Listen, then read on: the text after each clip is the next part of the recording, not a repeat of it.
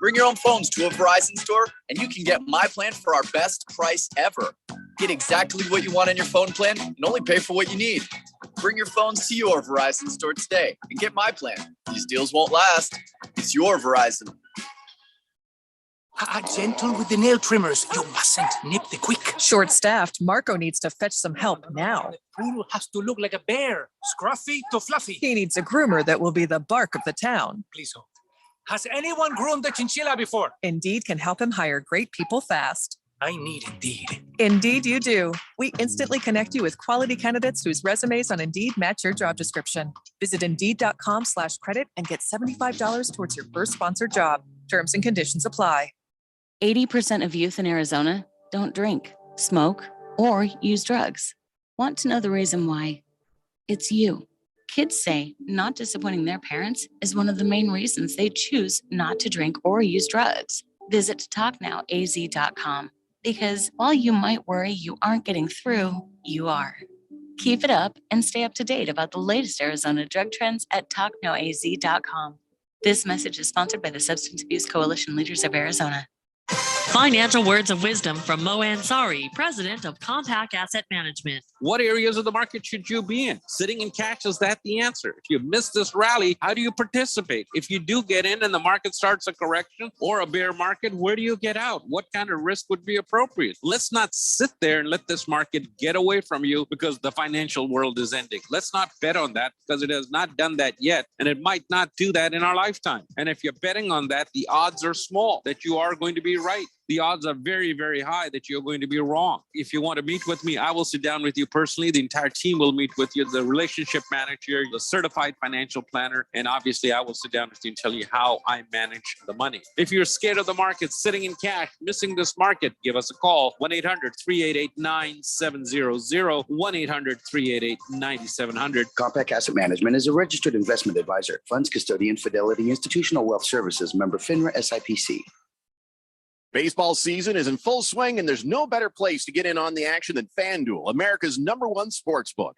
Because right now, new customers get a no-sweat first bet up to $1,000. That's up to $1,000 back in bonus bets if your first bet doesn't win.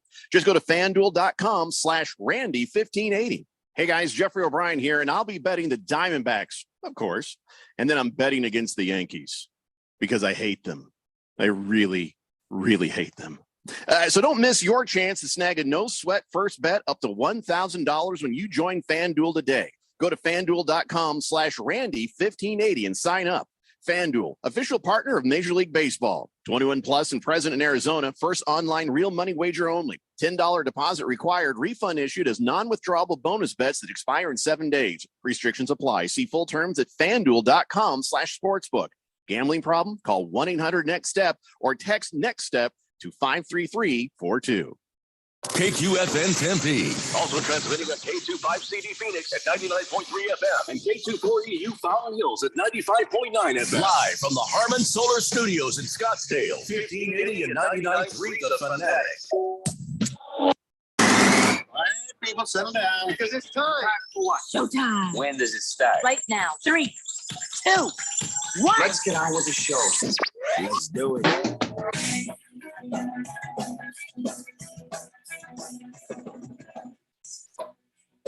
All right, everybody, it's Wednesday here on the Daily Blender. I'm your good friend, your radio pal, Jeffrey O'Brien, alongside Randy White.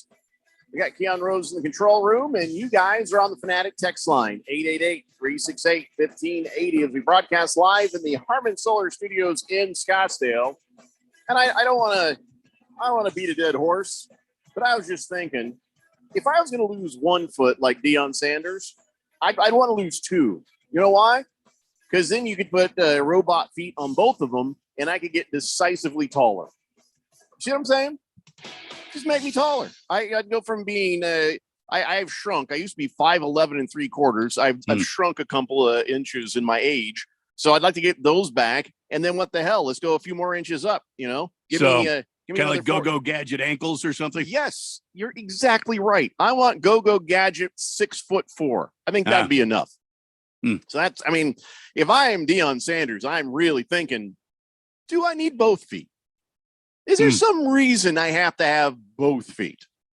Because then I could get an upgrade. You're the tallest guy in the room. I mean, Yeah. Dion's already pretty tall, though, right? How tall is he? Or was he before he had a little bit of a list? Just, yeah. Come on, Eileen. Anyway, so that it's stuck in my head. That's all. Dion's 6'1".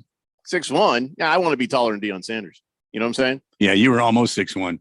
Make me 6'4". Make me 6'4". Mr. Wilbur says, Lieutenant Dan, you got magic legs. Exactly. I want magic legs. You know, I mean, I don't need my feet taken off, but if they're taking one, I'm asking them just go. So you want some sort of bionics then? Just like that. I actually do want to have some of your better trucks, including Ram, have air suspensions where you hit a button and it'll lift you up and inflate it, and I could have air suspension feet. Then it's like I need to get into a tight space, bring me down to 5. Well, then you don't need air suspension. You need like hydraulics. Or I think air is probably easier than hydraulics because it's not so heavy. So I just have a little air tank rather than the whole thing. You know what I'm saying? All right. And if some hose bursts, air comes out, no problem. If the hose bursts and hydraulic fluid comes out, that could be embarrassing. Since I've turned 66, my hose bursts and air comes out all the time. There's no stopping it. No, I know. I got you. So, an air suspension legs that I could go from 5'10" to 6'5", yeah. It'd be awesome. Miss Kim looks at me with that weird look when that happens. I think everybody would look at you with a weird look when that happens. I can't help it. I'm in my 60s now. I know. Yeah, we know that because you keep telling us. Thank you. 888-368-1580. But listen, try to look in the bright side of life. You know what I'm saying? Here's the thing, though. Today is the first day of summer, but I'm going to say for everybody else, June 21st is the longest day of the year. Yeah. And it's an equinox, I guess. And, but it doesn't apply to us. Summer for us started like a month ago, summer-like things. And then it's like spring the rest of the time. Everybody else gets to enjoy summer. We have to endure summer. But I was looking at this, I guess a new survey came out with the 50 moments people love about the summer. None of them really apply to us. Okay. In the top 15, I only found 4. All right. Listen, I'll go from top to bottom real fast. People like the longer days, more light in the evenings. Doesn't matter to us. Doesn't really do anything for us. People like not having to wear a coat. I wear a jacket maybe like 3 or 4 times in a year living in Arizona. Yeah. People like being able to use their backyard, smell of freshly cut grass. That's year round for us. Eating outdoors in your backyard and restaurant and bars and patios. Well, that's out for us until things cool down. Yeah, that doesn't happen until December. Yeah. Seeing flowers, we see those year round. Being able to get loads of washing done. The hell are you talking? People in other places will hang their laundry outside. Here, if you hang stuff outside, it comes back smelling funky. Oh, yeah, well, funky, and it's somewhat scorched. Yeah, and it's stiff. If you have a black shirt and you hang it outside, it's like gray when you get it back. Yeah. Oh yeah. You'll lose the color quick. Yeah. Oh yeah. Yeah. People like in the summer sleeping with the windows open. In this town, never, because if you leave your window open in the fall, you're getting murdered. Driving with the windows down. Why would you do that? No, not here. Going to barbecues. That's a year-round thing if you want. In fact, I'm going to be grilling here after the show. That's what my wife tells me. Getting a tan. That's year-round here. Wearing shorts every day and not wearing socks. That's year-round here. First sip of beer or a glass of wine on a warm day. Well, that's just doesn't even matter. That's always here. Occasionally wanting to make it rain. We always want to see rain. I'll give you that one for us. Being more likely to be spontaneous. Here in Arizona, it's to spontaneously combust. And exercising outside. You should never do that. Never. Well, not in the summertime here. No. I mean, I say ever. I've decided that every time we need a little cool off here on the show. Yeah. I'll play Ocean Waves. That just makes us all want to go to San Diego. Is that what it is? That's all you want to do. There's no ocean here. They blew up Big Sur. Now, don't we Don't we feel a lot cooler now that I'm playing Ocean Waves? No, it sounds like there's static. That just doesn't do anything for me. What about this one here? Now it sounds like there's low static, like different channels on Grandma's Hey, old talk, TV I hear the ocean in there. We're from Arizona. We don't Yeah. hear the ocean. We dream of the ocean, but we don't hear the ocean. All right. So All right. anyway, so everybody else gets to enjoy the first day of summer. We don't give a crap. I do give a crap about this. It happened just before we came on air. The Arizona Diamondbacks were able to not get swept by the Brewers, and they just won. I got to tell you, man, when I'm sitting there at that game, what was that, like a month ago now? I don't even remember.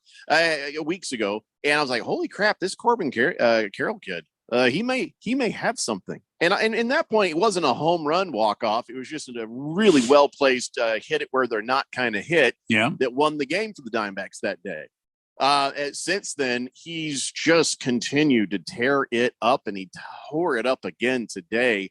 He hit a real nice home run in this game, and it was just does the heart well. I'm not going to brag. See, I'm really you can tell I'm trying to stop myself from bragging.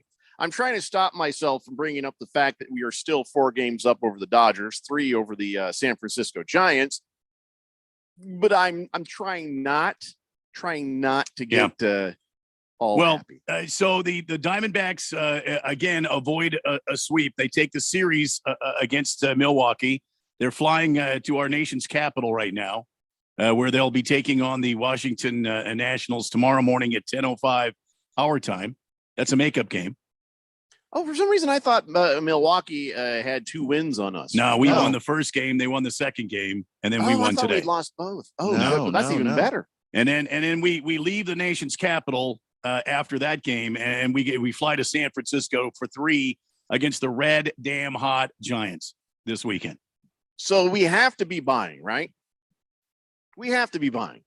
Everybody else is starting to talk about if they're sellers or they're buyers. We have to be buyers. I know the Reds, they're going to be buying because they said so. He says, I think we want to do whatever we can. The Angels, they suddenly kind of look not so bad, and they're probably going to hang on to Shohei Ohtani. So we here with the Arizona Diamondbacks, we're on a kind of a tear where we need to get what you say we need, Randy. And what is that? Well, we need bullpen help, I think. Exactly. I think we're going to have to settle the bullpen issue. There has been some injuries to the bullpen early on this season. Everything hasn't fleshed out. But I think as we get closer to the trade deadline, we'll see how the team is leaning. But in my humble opinion, and I'm no expert by any means, I'm just a fan of the game. If the Diamondbacks had a solid, a bullpen that could come in and just shut it down, and our bullpen's decent. They're not like terrible, but I mean, you can always get better in the bullpen. You can always use another arm in the bullpen, and I think that's what they're looking at. I sure hope you're right. Because, we just need a little bit of help on that. And the bats are alive. The bats have been alive for a we're while. hitting the ball well. Even last night, Kettle Metal had a 3-run dinger there, to keep the Diamondbacks in the game. Unfortunately, the Brewers did take that one 7-5. But, you don't feel like you're ever out of it. You don't feel like in fact, you feel like you should be winning it. So I'm tempering my response, calming myself. Well, I mean, when you are looking at a Diamondbacks game and it's this kind of season going on, and you're saying to yourself, we're always in a game. We always have the opportunity to be in the game. Then this is a good season. I mean, how many years, the past several seasons, Jeffrey, have we looked at the Diamondbacks and got, oh dear God, is the season over yet? And it's only April. So I'm really happy where the Diamondbacks are at right now, where they're at, what they're looking toward doing right now. Could be a lot worse. We've been there. Yeah. Of course, poor Keon's Nationals are fighting in the dugout, yelling at each other. Sorry, Keon. Mackenzie Gore and Victor Robles, getting at it.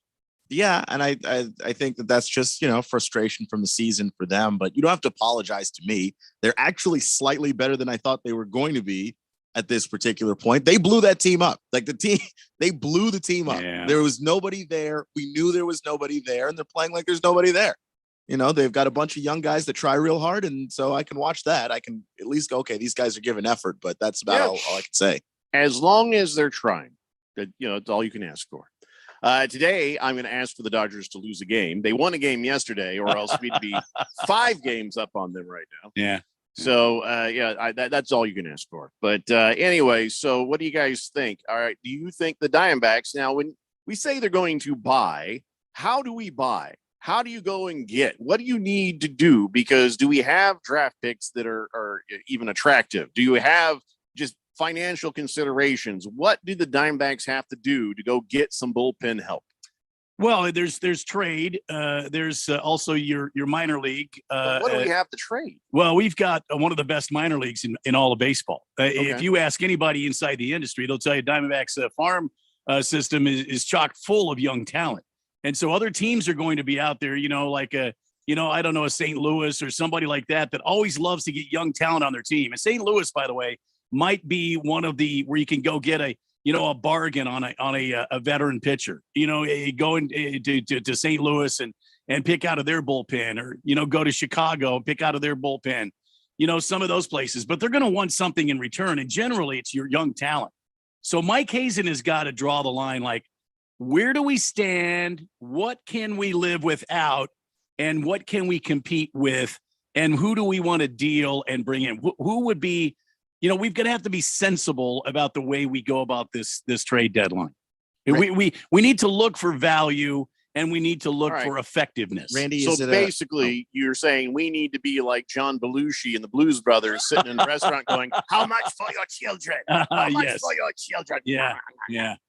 Keon, what were you saying? I was going to ask you if it was a situation where you maybe look at your farm system and go, okay, well, we've got, center field taken care of because Corbin Carroll's out there. Yeah. So we might have a promising young center fielder, but we don't need 2 of them. So maybe you move on. Is that kind of the strategy there? You look at. I think, it's a lot like with the NBA. It's like, who do you have that you can part with that is okay, they are in your minor league system. That's the way baseball goes about it. Who in your minor league system can you use as an asset to bring somebody to help you in this postseason and beyond? The Diamondbacks don't want to get a rental player. Remember a few years back, you guys, when we got JD Martinez for the last part of the season, and we didn't re-sign him in the offseason, and he went somewhere else. He went to Boston, I think. And so we lost out. That was a rental player. What we need is somebody that we can get this offseason or in this draft or this trade deadline, somebody that's going to help us during the end of this season and beyond. Shohei Ohtani. I don't think we can. Why are you laughing? I don't know. No. Okay, I don't know we can't afford him. I'll tell you who would be in the Shohei with Dodgers, Yankees. That's why we need to be in the Shohei Ohtani business. We don't have that kind of money. How do you know how much money we have? We don't have that kind of money. He's going to command about $600 million. His contract is going to be $600 million and up. I wish Ishbio owned the Diamondbacks. That's what I wish. 888-368-1580. Heavy Metal Maniac says, "Hey, Randy, no more static noises, please. You made me think something was wrong with my stereo." What are you talking about? What are you talking? Listen to this first day of summer. What are you talking about? I was just beautiful right there. I was just looking up what Randy was talking about. Yeah, I can't hear Keon over the static. They're saying Ohtani might have the highest contract in the history of baseball. Yeah, 600 million plus. Yeah, so exactly why we should go after him. Yeah, we can't afford that. Ken Kendricks is not going to fork out $600 million. Are you an American or an American? I'm an American, and I'm not Ken Kendricks. Who might be an American?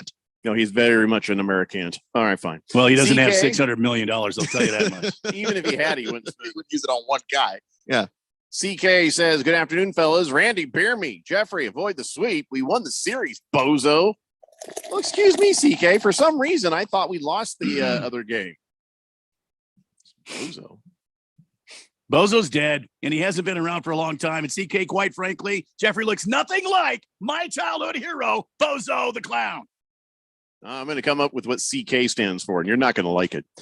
Beer Bob says the bullpen wasn't the reason we lost the game last night. Kettle Metal had a brain fart in how fast the runner was, tried to throw him out twice, hesitated first time at first base, second time trying to get a double play. So it was Kettle Marte. Well, okay. That might have sparked something, but we weren't able to stop the bleeding. The Diamondbacks bullpen is third from the bottom. I mean, if you look at the worst bullpens right now, our bullpen ERA is 4.40. The worst bullpen is 4.46. The best bullpen is the Houston Astros at 3.51. So you do the math. We're third from the bottom. We need to, if we're going to compete against teams like the Dodgers, the Giants, and the Padres for this National League West and or a wild card with teams like the Braves, maybe the Milwaukee Brewers, maybe the Reds, maybe the Marlins, we're going to have to shore up our bullpen. So I kind of have an idea of what the C in CK can stand for. Mini alternative for something dirty there, you can imagine. But the K, that's the one. That's the one that's good. Is anything dirty start with a K? Knuckle. Oh, thank you. I now have what CK stands for, and you can probably imagine what it is. It starts with the C. Either one works. There's two dirty words that start with C's, and then bleep knuckle. I might just put him into the system as bleep knuckle now. Damn. Like call him bleep knuckle. So the thing is, somebody's going to come along and read the prompter exactly as as written and say bleep knuckle and guilty. I know that in their career. I would put the word bleep in there. I wouldn't actually put it there. It'd be bleep knuckle. Because someone might Ron Burgundy that. And, who knows where that goes? You can't put it in the prompter. He reads the prompter. It could be any one of the three of us, if we're honest. Okay, that's true. All right, now CK's. I think we're going to call him Bleep Knuckle. I might actually change it in the system. I'm not even kidding. We'll see how the day goes. It's the Daily Blender here on 1580, The Fanatic.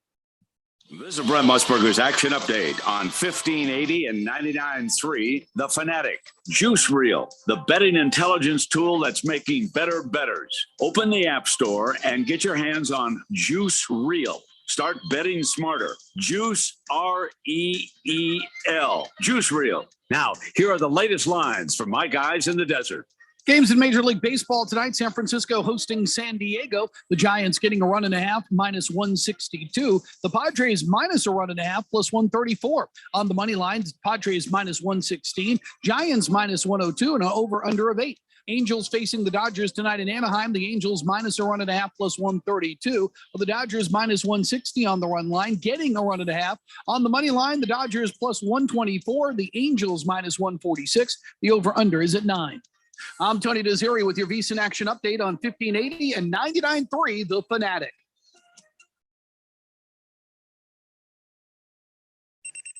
At Taco Bell, we like to keep mornings simple because before 11 a.m., you're not down for whatever. No. You're not interested in trying new things.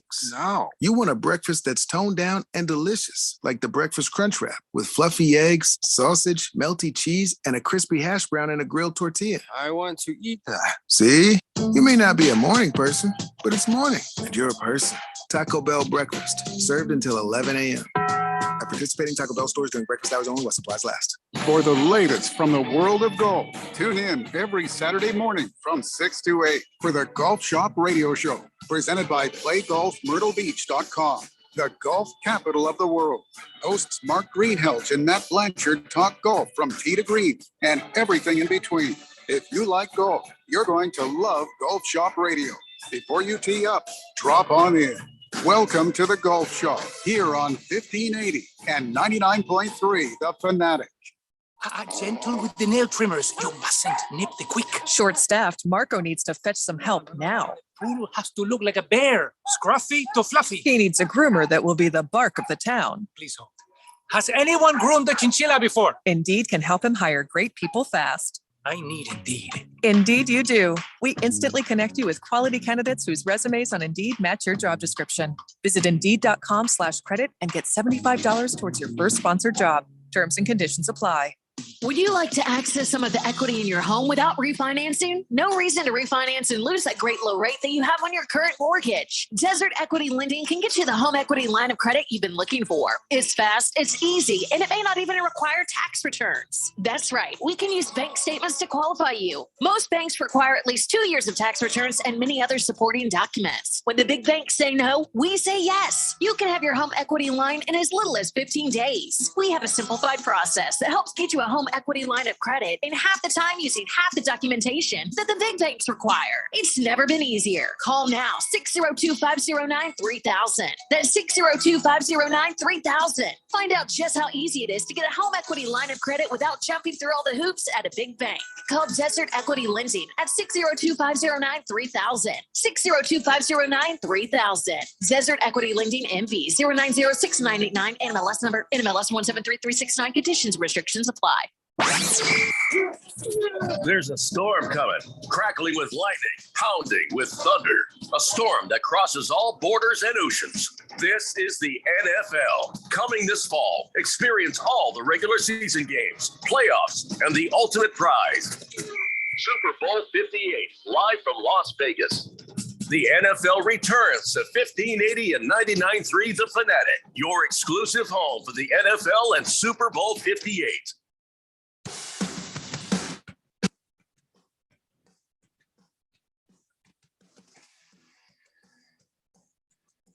Dave Blender here on 1580 The Fanatic, and the College World Series is still chugging along. We will have the championship game on Saturday at I think 3:45 p.m. and then on Sunday at 11:45, and if necessary, and we kind of hope it is, then at 3:45 p.m. on Monday to decide who the victor is for the College World Series.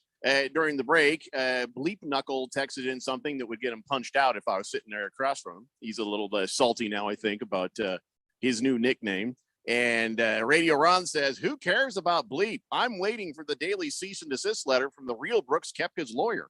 How do you know it's not the real Brooks Koepka that's on the text line? He hasn't even texted in today, but he claims he's the real Brooks Koepka. So I'm going to take him at his word, at his live-loving word. Walter Mellon says, why are so many people texting in lately with brave thumbs, LOL? Sheesh, we're all super fans of the Fourth Dimension. We stick together and amass against the rest. You okay? I mean, I did kind of start it. I think I did kind of start it with CK. I could be wrong. I mean, you just misspoke, and then he called you bozo. I think that. Oh, no. Yeah, he started it. Yeah, you're right. Yeah. He started it.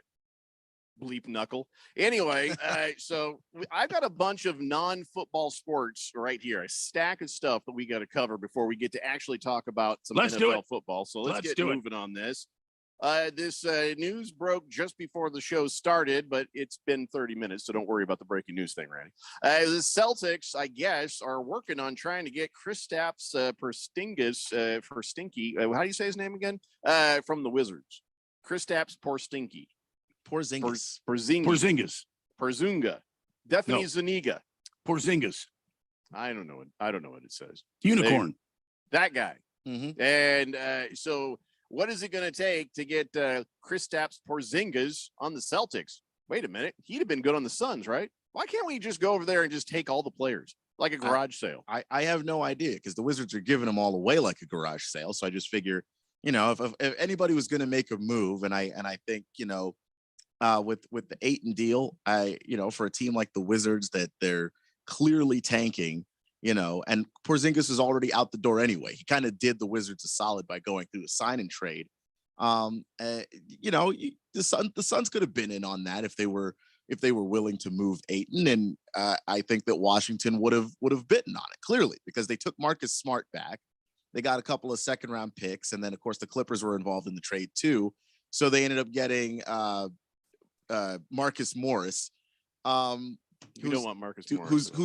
He's a part of the deal because he's an expiring contract. That's really why he's there. That nobody. You know my feelings on the Morris brothers. I don't want anything to do. Yeah, they acquired Marcus Morris because his contract is up at the end of the season, and that's more cap space by the time the season's over. But that's about it. That's what it costs to get Kristaps Porzingis. That's not a whole lot. And I understand the Suns don't have any more second round picks to offer, because they don't have any more picks to offer. They have given away over the last few years just about everything, but still, I don't know. I just that was a trade that I wanted to see them be a part of before the whole Beal thing. But isn't Kristaps Porzingis okay? He had a decent year this season, but before that, coming into this, didn't he have like 3 or 4 seasons in a row where he was oft injured? I wouldn't say 3 or 4, but he had a couple in Dallas where he just wasn't healthy. And then yeah, he came to Washington, and they I don't know what they did differently there, but he was healthier, and he played the entire season just about, and he played really, really well. He put up some good numbers, and most of the games that the Wizards won, I think, in large part because of how Kristaps Porzingis played. So yeah, I mean, anytime you take a risk on a guy like that, there's some injury risks there because of the history, but the upside is guy's healthy in the playoffs. I mean, he's awesome. So Kristaps Porzingis, Greek? Is he Greek? No, he's not Greek, but I don't know exactly where he's from. It sounds Greek. I'm pretty sure Kristaps Porzingis is a Greek name. And, I always wanted to ask somebody who's Greek, if you're listening and you're Greek, well, why are you people so good at yogurt? Why are you better at yogurt than other people? Because everybody is like, oh, it's got some Greek yogurt. It's the olives. It's a great question, but he's from Latvia. Yeah, they put olives in yogurt. I mean, I didn't know that. Just saying, well, they put olives in everything. Thanks, Randy. Now it all makes sense. I'm just going to pass. That's why it's got that kind of taste to it. It's olives. Where did you say that Kristaps Porzingis is from? From Latvia, by way of Greece. No, just he Latvia. Greek Latvian? No, he's just from that Latvia. name just sounds just Greek to me. All right, fine. It's all Greek to me. That's fine. That's fine. So Victor Wembanyama, yes. He's all getting hyped up. He's getting all happy. He's getting ready to get drafted, and he knows he's going numero uno. He can't wait to get together with Pop, even though everybody around him might be squids, that he's going to be the biggest thing that ever hit basketball in a long, long time. That's what they're selling him as. That's what the hype machine has given us. Physically. Yeah. 7 feet, 7 feet even, or 7'2"? 7'4", man. 7'4". Holy He was God. 7'2" at the beginning of last season, and the dude grew 2 inches while the season was happening. Let me ask you, he's getting drafted to the San Antonio Spurs, correct? Oh, yeah. Mm-hmm. Okay. So let me ask you another question. San Antonio, that's in Texas, right? Yep. The hell's he doing hanging around riding the subway in New York City and, getting interviewed in New York City and telling everybody, I'm not worried about this hype machine. I'm immune to all that stuff. Yeah, well, you're not immune to throwing a bad pitch at the Yankees game, are you there, pal? Well, he's in town because the tomorrow night's the draft. It's in New York. Oh, okay. That makes sense. Because I think if you're going to throw out the first pitch for a baseball game, don't you do it for a team in the town that, do they have a team in San Antonio? They got a minor league team in San Antonio. I grew up going to San Antonio Missions games. All right, maybe not that one. Okay, that makes sense. That makes sense. He didn't even get it to the catcher. He threw it like the photo negative opposite of Conor McGregor's throw. As long as just gone. As long as his arms are, you would have thought he just would have reached out from the pitcher's mound and just handed it to the catcher. He could have dropped it in the glove like this. He felt like throwing it, and that's the only reason why he threw it. Did you see the picture of the ball in his hand? Yes. What ball? It disappeared like a cocoa pebble. It was just Here's gone. a baseball in my hand. Okay, Yeah. It looked like In a his marble. hand. It was like Gone. a guy. It was like a guy holding like a a golf marble. ball. Yeah, just unbelievable. Listen, I get like, oh, he's probably never thrown a ball before. Like, come on, all you got to do is get it across the plate. You know what I mean? Look, I think man. what Conor McGregor did, I think what Wembanyama did is they got too hyped up. They're like, I'm going to send a scorcher across the plate, and then they just spazzed out at the end, having not, You ever can't do that. thrown a ball. Can't do that. Yeah, Yeah, just get it over the plate. A lot of European guys do that because they don't know how to play baseball. So then, Let him pitch it like a cricket pitch, underhand, right? Isn't that how they do it? They throw it underhand. Isn't that what he did? In cricket, it's like you go overhand. In cricket, you Is it can overhand? bounce Yeah. the ball. So Yeah, you like bounce the ball. you wouldn't want to bounce it in because then that's not a. We're gonna make fun of you for not getting to the plate if you do that in baseball. Or just take the ball and like like you're doing a shoot it like a basketball. See, so it has now, a huge arc thank and you. gets to the catcher. That's Thank funny. you. That's interesting. That's if I'm an NBA guy, I'm not going to go out there and try to throw a baseball if I don't know how to throw a baseball. I'm going to go out there and sink one from about 60 feet, 6 inches away. And we know he can shoot from very far out. So I mean, granted, for him, the way he's holding a baseball, it's going to be really weird. By the way, he has fabulously manicured nails. Well, like, I've never seen a man with that well manicured. He's French. Well, I was just going to say he is French, you know. The French are known for getting their yeah. nails You all kidding done me? up. Yeah, they get the cuticles, okay, and they get the nails all buffed up, so we can hold our cigarettes. Is manicure a French word? Oh yes, si. Manicure. Yes. Oh, manicure. Oui, oui. Because I chew my nails. I see a nail like that, and I'm just like, You dirty American. That's pretty. He's got pretty nails. It's from all that cheese and wine. When I looked at his fingernail there, I look at his fingernail, and his fingernail, you see how my fingernail is right here? It was probably 3 times longer than my fingernail. Oh, yeah. Yeah. I think his fingernail's as long as your index finger. The finger. little pink part right there was about 3 times longer. No, 3 times longer. His damn spider hands. Good God, y'all. He's done growing, right? How old is he? He is 19.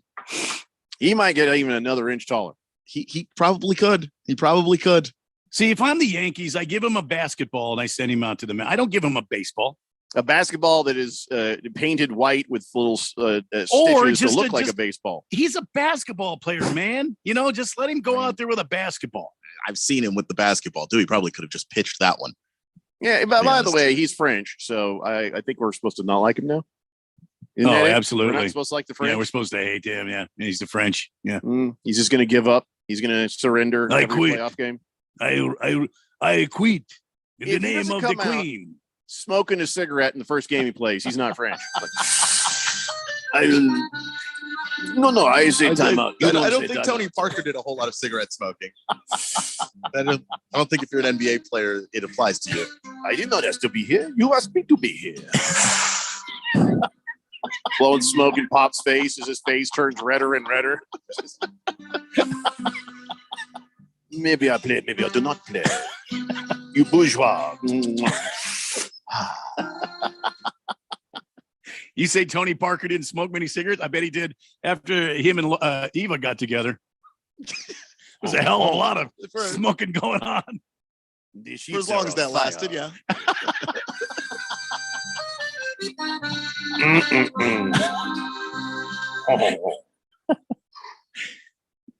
Erectinator says the kid's French. He's scared of everything. He doesn't look scared at all. In fact, he seems to be the most put together. Just he's just like, I know how good I am. I'm calm. I'm collected. I don't care. It's all good. Hello. And then he's like, I'm not even tired. I'm gonna go ahead and play in the summer league. Don't even care. I know I just played in the Frenchy French league or whatever the hell he was doing in the there. finals of that league. Sure. But he's like, hey, man, he's made of rubber. He's 19 and he knows it. So he's just going to do whatever he's going to do. He doesn't even care. And I don't know how the Spurs are going to feel about that. Oh, they'll play him exactly one game in summer league and shut him down. Because, they don't want him to get hurt. Oh, no way. Yeah. Look what happened to that Stretch Armstrong kid. Chet Holmgren. Chet Holmgren. I mean, he broke right away when he played in the G League. He just broke right away. Erectinator also says, ooh, that smell. Can smell the smell of a championship, which the Cards, the Colts, the Commandos shall never win. Huh. What are you talking about? Who is your team, Erectinator? I have no idea what you're talking about. Erectinator, you know that the Commandos have had Super Bowl championships. So you also are aware that the Colts have had Super Bowl championships. We've had 2 at least. So the only one you could put on the list is the Cardinals. Mm-hmm. So Erectinator, I'll say it again. Who's your team? Probably a 49er fan. Kind of feels like a 49er fan, doesn't it? It sounds like a starting smug to 49er kind of move fan that direction. Yeah. I think he's Booger Wolf. Pinocchio says if Brogdon's going to the Clippers, the Lakers are CP3's only hope of getting off the Bullets. And it looks like he is. It's likely. It looks like Brogdon is going to the Clippers. So, yeah. Blissful Hayes says Porzingis sucks. Apparently, Celtics don't want to win next year. I disagree. Now, if you want to question whether or not Porzingis is made out of glass, that makes all the sense in the world. But does he suck? No. Well, last year, I think he proved clearly he still got it. CK is letting us know that, he is Latvian, but then that made me wonder, isn't that where Andy Kaufman's character on Taxi was from? Wasn't he supposed to be Latvian? I think you're right. Yeah. Latka from Taxi. Yeah. Latka. Baker's Cocky Hen says, I thought the French were known for bathing just once a month. Huh. That much? I don't know. Big George says, hello, gentlemen. Happy hump day. You know, I just don't care for the hump day. I'm not going to read that anymore. He says, I don't think the Greeks are the best at yogurt. My favorite is the Icelandic skyr yogurt. Iceland knows what they're doing. Greeks are overrated when it comes to yogurt. They should stick to olive oil and cheeses. Are we really going to start a war between nations over yogurt? I was just kind of curious. And I don't know why everybody keeps trying to. Well, I mean, don't the French do a good yogurt? I mean, isn't that where yogurt? It's from France. Isn't it? Yogurt. What's the origins of yogurt? I wonder. This is more than we've ever needed or wanted Maybe to talk it's about in yogurt. the Swiss Alps or something. Turkey, I immediately actually. regret starting. Turkey. What? Turkey What? started it. Turkey? Yeah. Turkey? Yogurt comes from Turkey. So some goat's milk just sort of sat there a little too long. Somebody's like, I'll eat it. And then they're like, hey, this has got probiotics. Let's go. What's the situation with like Yoplait then? I mean, Yoplait is French. It's not Turkish. It's not Turkish, but Yoplait is always like, it's the French, the French yogurt.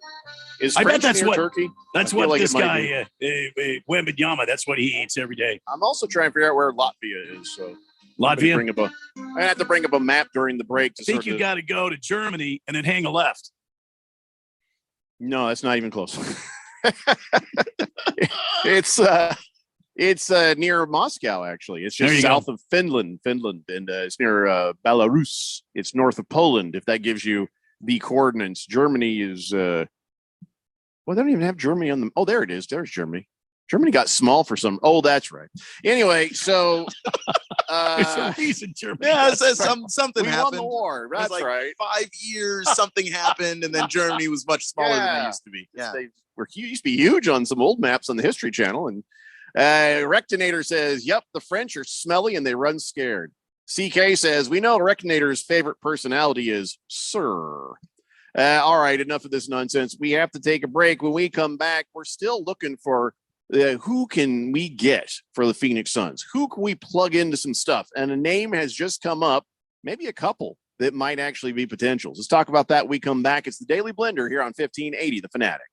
Discover credit cards automatically double all the cash back you earn at the end of your first year, which means, wait, hold up. Question for the audio engineer. Go ahead. Did I read that right? Discover automatically doubles all your cash back? Yeah, that's what the script says. So if I get a Discover card right now, I can earn twice the cash back. Apparently. Wait! Unlimited first year cash back match. Only from Discover. See terms and learn more at discover.com/match. If you're hiring, it can feel like trying to find a needle in a haystack. You can hope the right person comes along, or you can just use ZipRecruiter. Like Marco, president of operations at Telly Tires and Auto Centers. ZipRecruiter helps me find all the right people, even the most difficult jobs to fill. See why 4 out of 5 employers who post a job on ZipRecruiter get a quality candidate within the first day. Now try ZipRecruiter free at ZipRecruiter.com/free. ZipRecruiter.com/FREE. When it comes to covering the high school sports scene in Arizona, AZ Preps 365 has all the answers. Every Saturday morning from 8 until 10, they break down games, interview the newsmakers, talk with coaches from around the state, and stay up to date with what's happening with prep athletes and breaking news from the Arizona prep scene. It's AZ Preps 365, 8 till 10 Saturday mornings on 1580 and 99.3 The Fanatic, and always on at 1580thefanatic.com. Gentle with the nail trimmers. You mustn't nip the quick. Short-staffed, Marco needs to fetch some help now. Poodle has to look like a bear, scruffy to fluffy. He needs a groomer that will be the bark of the town. Please hold. Has anyone groomed a chinchilla before? Indeed can help him hire great people fast. I need Indeed. Indeed you do. We instantly connect you with quality candidates whose resumes on Indeed match your job description. Visit Indeed.com/credit and get $75 towards your first sponsored job. Terms and conditions apply. Well, Mrs. Grayer, nothing on the x-ray that pinpoints the source of the pain. Let's send you to our lumbar expert. After reviewing the x-rays, I can't see anything wrong. Let's give you a steroid shot for the pain and send you to the lab for some blood work. Tired of the runaround? How about trying a new approach? The holistic approach. At the Naturopathic Physicians Group at Scottsdale, our medical doctors are experts in full spectrum care using a natural approach. Patients come in for a variety of issues, including joint pain, chronic conditions, and issues specific to men's and women's health. Our naturopathic doctors can restore pain-free joint function and restore balance in immune, digestive, and hormone systems, which often improves both immediate physical symptoms and also improves cognition and emotional stability. If traditional medicines aren't working, don't you think it's time to start feeling like yourself again? Call Naturopathic Physicians Group at 480-451-6161. That's 480-451-6161. Or go to naturopathicgroup.com. Your home for sports. 1580 and 99.3 The Fanatic.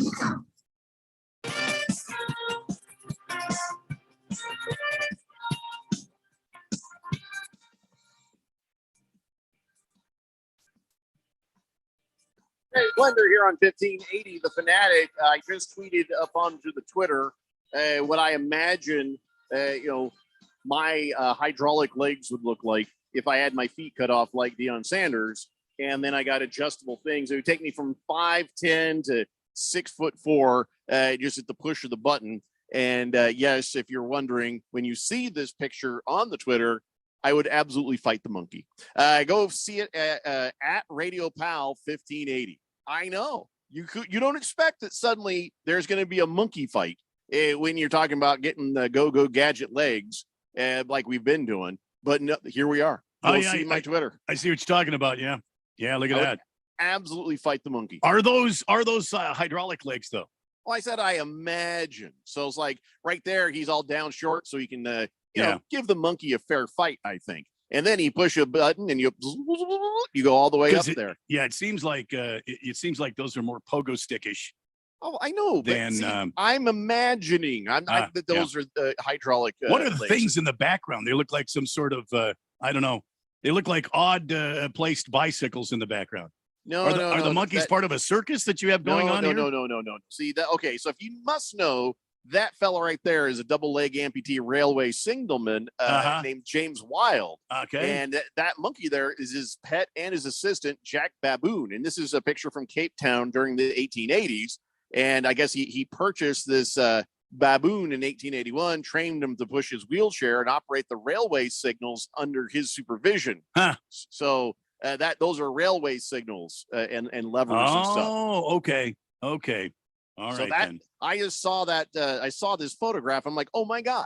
I mean, I said I imagine it wouldn't be exactly. In fact, I think it would look a little bit more substantial. But right there, down to 5'11". Now, would you have to wear? Would you have to wear the overalls and the hat with that too? And I like the mustache. I mean, you can grow a nice mustache. You're damn right I can. I do the whole thing. I get the little nifty railway hat and the mustache. Oh yeah. And with any luck, the monkey. I'm just saying. So at Radio Pal 1580, that is my Twitter. You can give me a follow if you like. I'll follow you back. Randy White right there. He's at Radio Randy 777. Yeah. And then Keon is Flash Anger 1580. Nope. Pretty sure that's true. Yeah. It's Sports Cloud 1580. You should change it to at Flash Anger 1580. I don't want to do that. I think it'd be awesome. It wouldn't be a bad Twitter handle. It's just not at all. Anyway, that's us on Twitter. Baker's Cocky Hen says, how about we sign a petition to change Jason Tatum's name to consistently inconsistent? Celtics can't win with that dude. Booker is better than Tatum. If only Booker is tall as Tatum. 3 inches can be a big deal after all. That's what she said. I had to. Thundar the San Barbarian says, yogurt is prehistoric. Randy's correct. The word is derived from the Turkish. You got to go with the French yogurt, though. Oui, yo play. Big George says, Randy, I agree with you. French yogurt, yes, is good. But Icelandic yogurt is better. He says, my question is, do turkeys come from Turkey? Might explain why they taste so good. I don't know, but Scouts honor, I thought turkeys could fly. As God is my witness, I thought they could fly. All right, so let's talk about potential value pickups for. Wait a second. Baker's Cocky Hen says, "I'll fight you." Why does he want to fight me? Wait, it's a great question. Fight who? I mean, he didn't even specify it. I know. That was very distracting. Sorry, let's get back to it. Anyway, so the Suns are looking for some help, some more players to round them out, to make them a little bit deeper. And he sent me a picture of a monkey with a robot arm. Oh, I see how it's going to be. It's going to be a human Homo sapien versus simian cyborg fight. Very good. Okay, I thought Baker Cocky Hens was like calling me out. I don't want to fight nobody. Anyway, so Bruce Brown has declined his $6.8 million option. Why? Well, because he proved that he is worth a whole lot more than that during the playoffs. And so now that guy is available. You'd be out of your mind if you thought the Nuggets weren't going to put some better kind of offer in front of him. They're going to do their best to try to keep him. But if Bruce Brown suddenly a free agent, okay, so is that a good pickup for the Suns? Of course it is. But how much could you think they should or would try to pick him up for? I mean, he's going to probably be worth around 14, 15 at max. So it's a lot to now pay like a fourth guy who's probably going to be a bench guy. I mean, to be honest, because you look at that starting lineup already and who's in it. And you got one basketball. So I think you're gonna have Bruce Brown on your bench, and for I don't know 15 mil, does that make the most sense when you're gonna need a whole lot more than Bruce Brown? All right. So who else is out there that we should be thinking of? Who is out there that is available that we're already over the luxury tax, so but still you probably don't want to spend tons. So who else out there should we be thinking about? Josh Hart was with the Knicks last season. He had a really good season, made 50% of his shots over there in New York, and could be somebody that's, maybe like really talented, but going to probably be cheaper than a Bruce Brown. You could probably afford him. You probably afford a Harrison Barnes, who's been a role player on a number of quality teams, including the Golden State Warriors when they won a title a few years ago. Jakob Poeltl has been a guy that's been around. I don't know if the Suns would be able to get him because I think that Poeltl wants to be a starter. At this point, the Suns are looking for guys that are going to come off the bench essentially. So I don't necessarily know that they'd be able to get him, but he is out there. I like Dante DiVincenzo. He's been on a few quality teams before. He's been a bench guy. He was a quality player when he was with the Bucks. He got moved to Golden State and he played some good minutes there. So those are some of the guys that are out there. Depending on what happens with DeAndre Ayton, maybe you make a move for Brook Lopez, who's still playing at a pretty good level, and who you don't have to worry about his effort on a night-to-night basis. So Paul George, is that somebody the Suns should go after? No. The word on the street is that the Clippers were testing the water on selling off that elderly fella. It's just I like Paul George, but we're already looking at a team in the Suns where like we're questioning the health of all of these guys. I don't know that adding Paul George necessarily does that better. And again, we're looking trade Paul George to your Washington Wizards to get Chris Paul home. I don't know if they're going to necessarily do that. I think unless like there's a third team involved that can also get them back another player. Because they get Chris Paul and then you have Kawhi, you're probably still going to need somebody else to help you. So I don't know that that's necessarily going to go. But we'll see. Because like a lot of these deals seem impossible, and then you get a third team involved, and all of a sudden a whole bunch of things open up. So I don't know that that's necessarily going to be the move for them. But I know for the Suns, the Suns need to start looking for guys that are going to fill out the roster. And if you bring in a Paul George, that's just like another big money guy that's not going to help you with the multiple positions that you need. Baker's Cocky Hen says Jeremy Grant from Portland. I like Jeremy Grant, and he'd be a guy that you could probably bring in, and it wouldn't break the bank to have him there. He could probably start at point guard. You could mix him with a bunch of lineups with, Durant and Beal and Booker. Jeremy Grant has got to be at the top of a lot of people's lists. If you're going to go forward, get another big, Mo Wagner from the Magic, who's a free agent. Like there are Naz Reid from the Timberwolves. That guy's awesome. I think that there are options out there, but the Suns need to stop looking now. And I don't know if Ishbia is capable of it, but the Suns need to stop looking at like big name guys and start to try and get some depth. Baker's Cocky Hens puts up PJ Washington from Charlotte, Horton Tucker, and Schroeder. I don't want Scrotum here. I didn't like him in the Lakers. I don't think I could grow to like him here. I don't want him.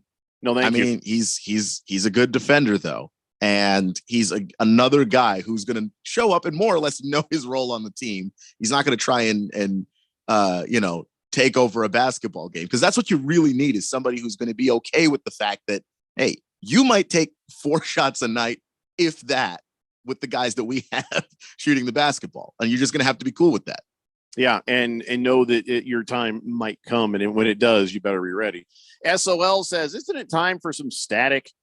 No, he'd prefer not to have static. Randy wants to have some relaxing ocean sounds, but he's yet to find some that don't sound like static. I think you have to have more splashing and some. That's a seagull. Right there. Blissful Hayes says Matt Ishbia should sign Joker, Joel Embiid, Giannis Antetokounmpo, Jason Tatum, Steph Curry, and LeBron James. Bam! That would be an Isaiah Thomas move to have 4 centers. But stop saying Isaiah Thomas. He has nothing to do with this team, Keon. You keep that name out your mouth. I can't believe that he has nothing to do with this team, with how close those two guys are. I want to believe it too, because I don't like the idea of Isaiah Thomas interfering with anything with this team. But he's clearly got Matt Ishbia's ear to a degree. I don't know to what level, but to a degree, he's got Matt Ishbia's ear. I don't like it. Boomer Sooner says, good day, gents. Nice day in the 85086. Randy, beer me, please. And Jeffrey, I've ordered your pickleball gear. In the 85086? What? Yeah, that crap can just stay in the 85086 for all I care. If somebody should it delivers, be the 602, the 520, the 480? He was Boomer Sooner has been doing it since before the telephones were invented. He used to go by zip codes. Sure. And if pickleball gear, there's no such thing as gear. You get a paddle, you get a ball, your gear is gone. You get to Skechers shoes too. Yeah, some official pickleball shoe of all pickleball leagues. A pair of Crocs will do. If pickleball gear ever did show up in my hands, it would be set on fire. I would just set it on fire immediately.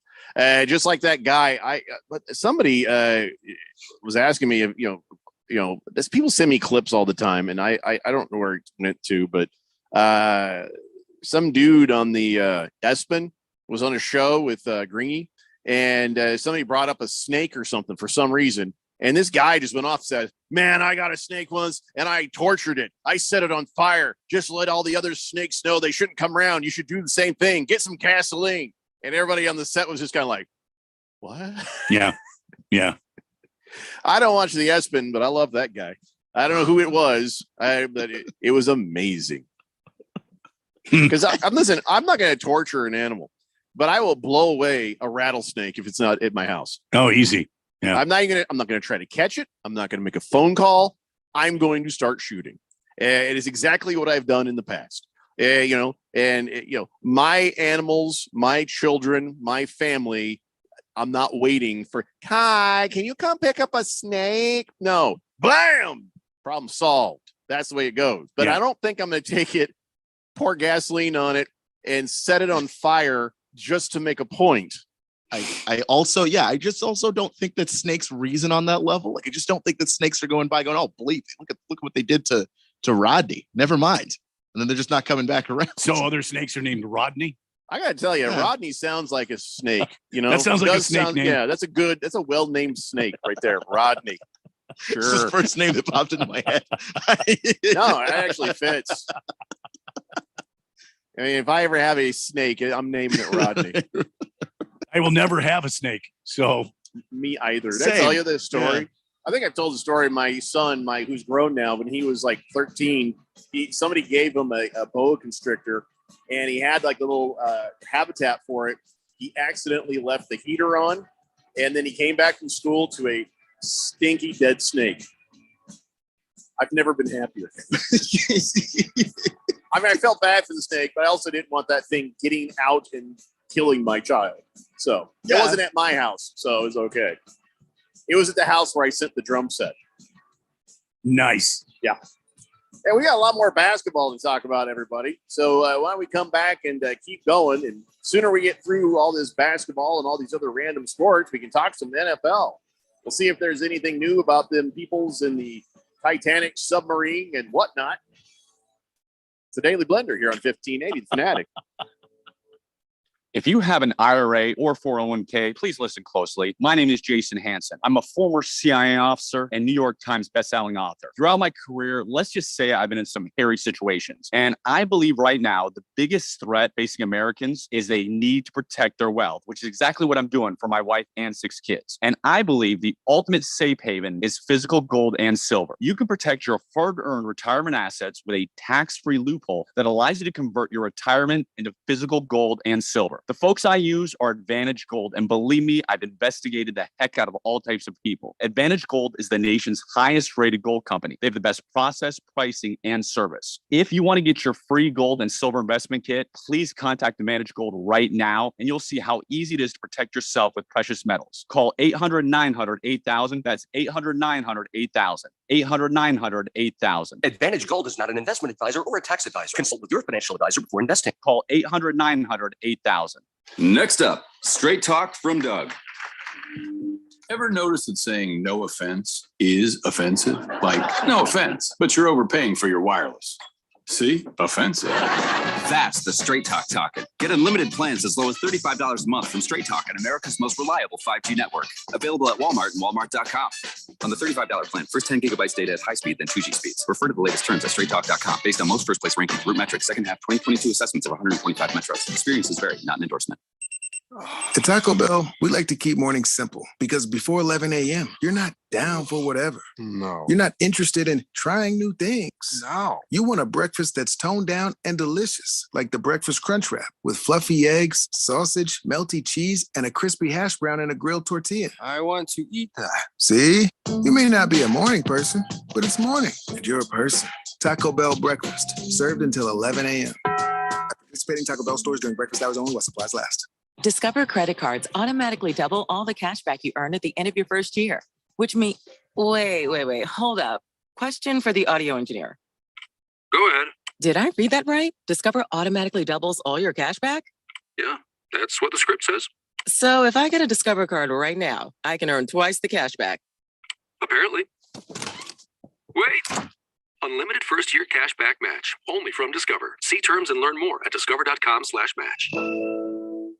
Will Shakespeare here. Back in my day, I invented over 1,700 slang words like swagger, bedazzled, and my personal favorite, besmirch. But even I have trouble understanding slang words like yeet or bougie or... This is fire. Actually, it is extremely smooth Shakespeare vodka. Okay, boomer. See what I mean? But there is one word that describes the pure quadruple distilled spirit crafted from an 8th century Polish recipe the first time you try it. So lit. I couldn't have said it better myself. Shakespeare vodka. So lit. KQFN Tempe. Also transmitting on K25CD Phoenix at 99.3 FM. And K24EU Fallon Hills at 95.9 FM.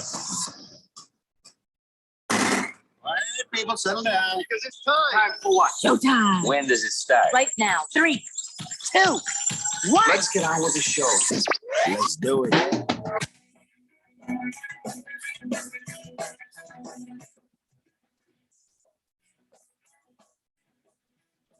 Everybody, it's 4 o'clock here on the Daily Blender. I'm your good friend, your radio pal, Jeffrey O'Brien, alongside Randy White. Got Keon Rose in the control room, and you guys are on the Fanatic text line, 888-368-1580, as we broadcast live in the Harman Solar Studios in Scottsdale. Randy, are you there? Randy's screen just went blank. Hola, ¿cómo está? Muy bien. Muchas gracias. Buenos noches. I don't know why I thought speaking Spanish at Randy's screen would do it, but okay. Let's just get back to the text line and get back to us trying to figure out, hey, is there anyone out there that we could actually get on the Phoenix Suns, on the cheap, that would be pretty good, have a better bench, that sort of thing. 888-368-1580. Boomer Sooner says, is pink color okay? Boomer, you know better than that. It's not okay. He's no bueno. Blissful Hayes says, did you and Radio Ron decide when the Blender listener party with the pickleball tourney was going to be? Yeah, the 10th of never. It's already been decided. It's never, ever, ever going to happen. Oh, Randy's internet just died. That's why. He'll be back. Big George says, do we have a Titanic submarine update? Nope. I have no idea. There's nothing. He says, last I saw, they heard banging coming from the ocean floor. Well, if the subs are rocking, please come open the door.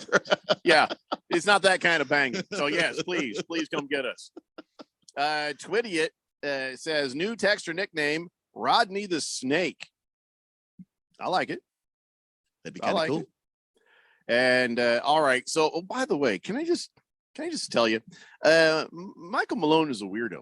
I think he's a weirdo. I mean, it was when he first was talking, I was like, that guy needs to see a dentist, because he's just kind of slurred. I thought he was drunk all the time, every time he talked. And then he lost his voice during and he, okay, so that was another Mike Malone thing. And then, he's one of them, shoot from the hip, take no prisoners kind of guy. So they're like, all right.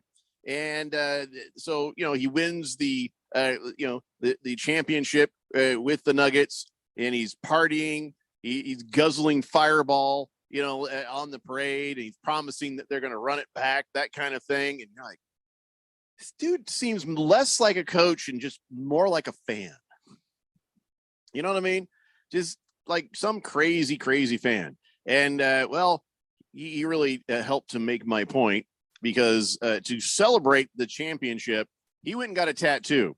And the tattoo is basically the Maxie the Minor mascot holding the Larry O'Brien trophy. And there he is right there with the tattoo artist. And he just got that on his shoulder right there.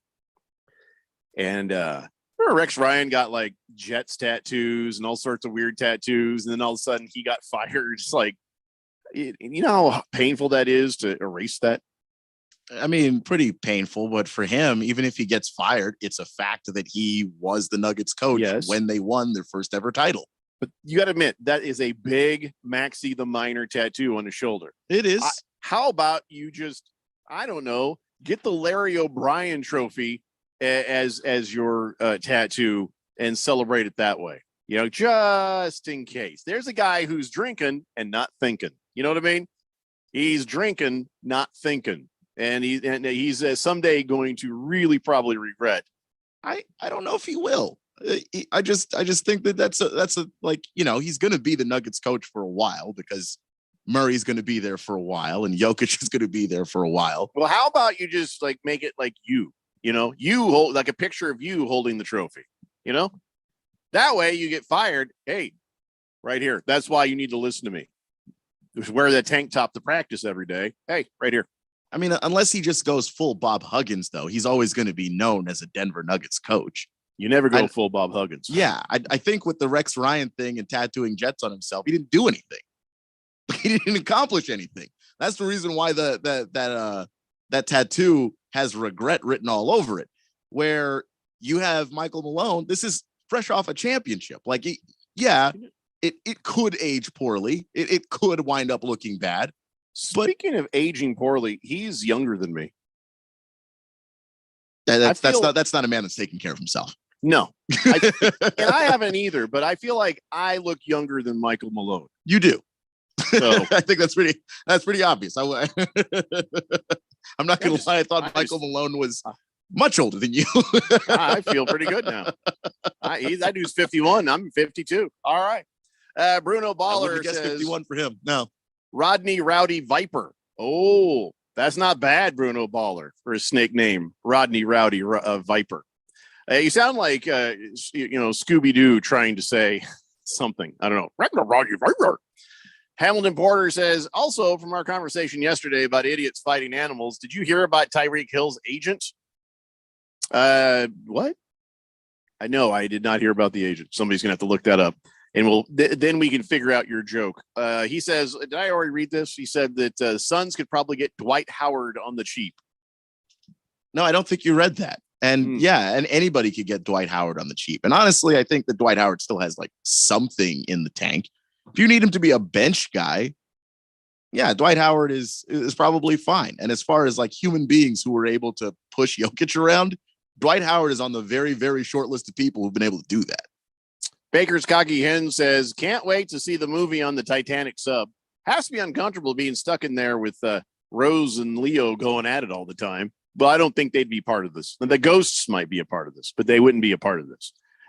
Fighting, I really hope they do rescue those people, to be honest, because then now you've got a movie. Not, or do you? Or is it just really boring and stupid? You know, father and son down there. I mean, seriously, some crazy entrepreneur, he's like, no, totally, I can drive this. We're safe. And you know what I'm saying? Yeah. I want them to live just to, because maybe it's a Seth Rogen kind of movie. You know what I'm saying? And not really a Robert De Niro kind of movie. I can see that. I mean, I think the tone of the movie is whether or not they live. Because it's not funny if they don't make it. It's less funny. It's still kind of funny. I'll be honest. I'll agree with that. It's not good when anybody dies, but you know. Anyway, Fighting Wampa says if Sam Malone's really had any vision, he would have got the Denver Nuggets 2023-2024 championship tattooed on him right there. What was he talking about? Are you saying like he should ahead of time? Yeah, tattoo next year on it. Now that would be a mistake. Because all it takes is Nikola Jokic, knocks knees with somebody, and then he's down for a series, and you have this tattooed on yourself permanently, and you look dumb. Don't do that. I think I heard Randy a second ago. I think Randy's back. Randy, are you back? I am back. I'm trying to initialize my camera right now. That's cool, man. At least you're back. Good. Sorry, your internet sucks there. Yeah. Big George thinks Randy's internet is going down. Might be code for bathroom issues. Hamilton Porter says, can you imagine the guy that ate the Taco Bell just before getting in that sub? They have a bathroom. They don't have seats in the sub, but they have a bathroom. Not bathroom, just toilet. They have you can sit on that. Yeah, but it's not like sectioned off from the rest of the people in the sub. It's right there. I mean, right in the same place. So it's all one tube. There's no dividers for that. It's like being inside of a van. Someone has said. Awkward. There's no divider. Yeah, somebody really, really has to go. You're going. You're stuck with whatever that guy. I would imagine by now, though, you've gone all you can go. I would imagine everybody's sorry. I'm really sorry. I'm so sorry. There's no ventilation in there. So Baker's Cocky Hen says, here's a movie plot. They get rescued. They murder the CEO to save oxygen since he's to blame. And also, Iverson looks big enough in those car shield commercials to play in the post right now. It's a lot going on in that text. Yeah, just a lot. Yeah. So speaking of a lot going on, Zion Williamson, this woman is out of her mind. And she now has her Twitter account suspended. Why? Because now she's threatening him with a sex tape. And she says, I've got sex tapes of me and Zion Williamson. He also has them on his trap phone, whatever that is. And he says, Pelicans, trade him now because he doesn't deserve to be in New Orleans. Sex tapes dropping soon. She's so classy. I don't know why he would ever leave her behind. Isn't that the way that she makes her living, though? Sex tapes. Yeah. Yeah, they're called porn. I think she's a porn star or something. That's what I mean. Yeah. That's what I'm talking about. Do you think that it would really affect Zion Williamson if there suddenly was a sex tape out there? I mean, that's how we ended up with Kim Kardashian and that whole clan of weirdos. You know what I'm saying? So Zion Williamson, like, it's going to hurt his career that there's some tape comes out. Usually it's the girl whose reputation gets, sort of ruined, not the guy. So he's going to be like, yep, there it is. That's me. Yeah. I'm thinking that The lady he's having a baby with now, I don't know if they're a thing or not. I don't know either, but also you think she's going to leave Zion Williamson leave over this? Well, not yet. I mean, she's got to figure out how much money has he made when he's been with me. You know, that How sort of much thing. money he's made, what I can get, and then she'll leave. So, I mean, although I don't know. I mean, as crappy as Zion's been, I'm not pitying for him, Antonio Brown, but I mean, how many baby mamas does he have? Antonio Brown, I don't know. I don't know. Several, right? I remember Antonio Cromartie had a bunch. Well, and there you go. And there you go. It was like 6 or 7. But also, if you release a sex tape without the consent of the other person, that is a crime. You actually can't do that. There are what are called revenge porn laws that would violate that. You will go to jail. She can't do that.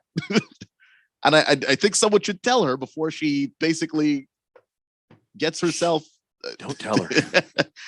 Don't tell her. Sent off to prison. Hey, you can't do that. Can't do that. That's illegal. Twitty, says making fun of those guys in that submersible is really low. Like 13,000 feet low? Is that okay? Blissful A says, as far as Booker, Durant, and Beal goes, you got 3 players who need to shoot 30 shots each from the score 25 or 30 points. Is there enough minutes for all of them to actually be happy? I don't know if you saw the efficiency show that Devin Booker was putting on last season.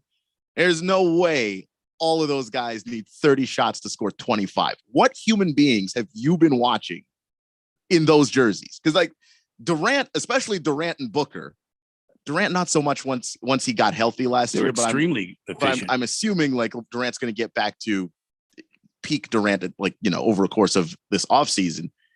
Those guys are incredibly efficient. Like Devin Booker was scoring 30, 35 points on like 17 shots. So no, I don't think that all of those guys need 30 shots to score 25. This isn't 2003. Big George says, yeah, but with that whole sex tape thing there, the guy who made the sex tape with Kim Kardashian is largely forgotten. Has anyone even heard from Ray J lately? I don't know. I don't even know. No, what's your point, George? What is your point?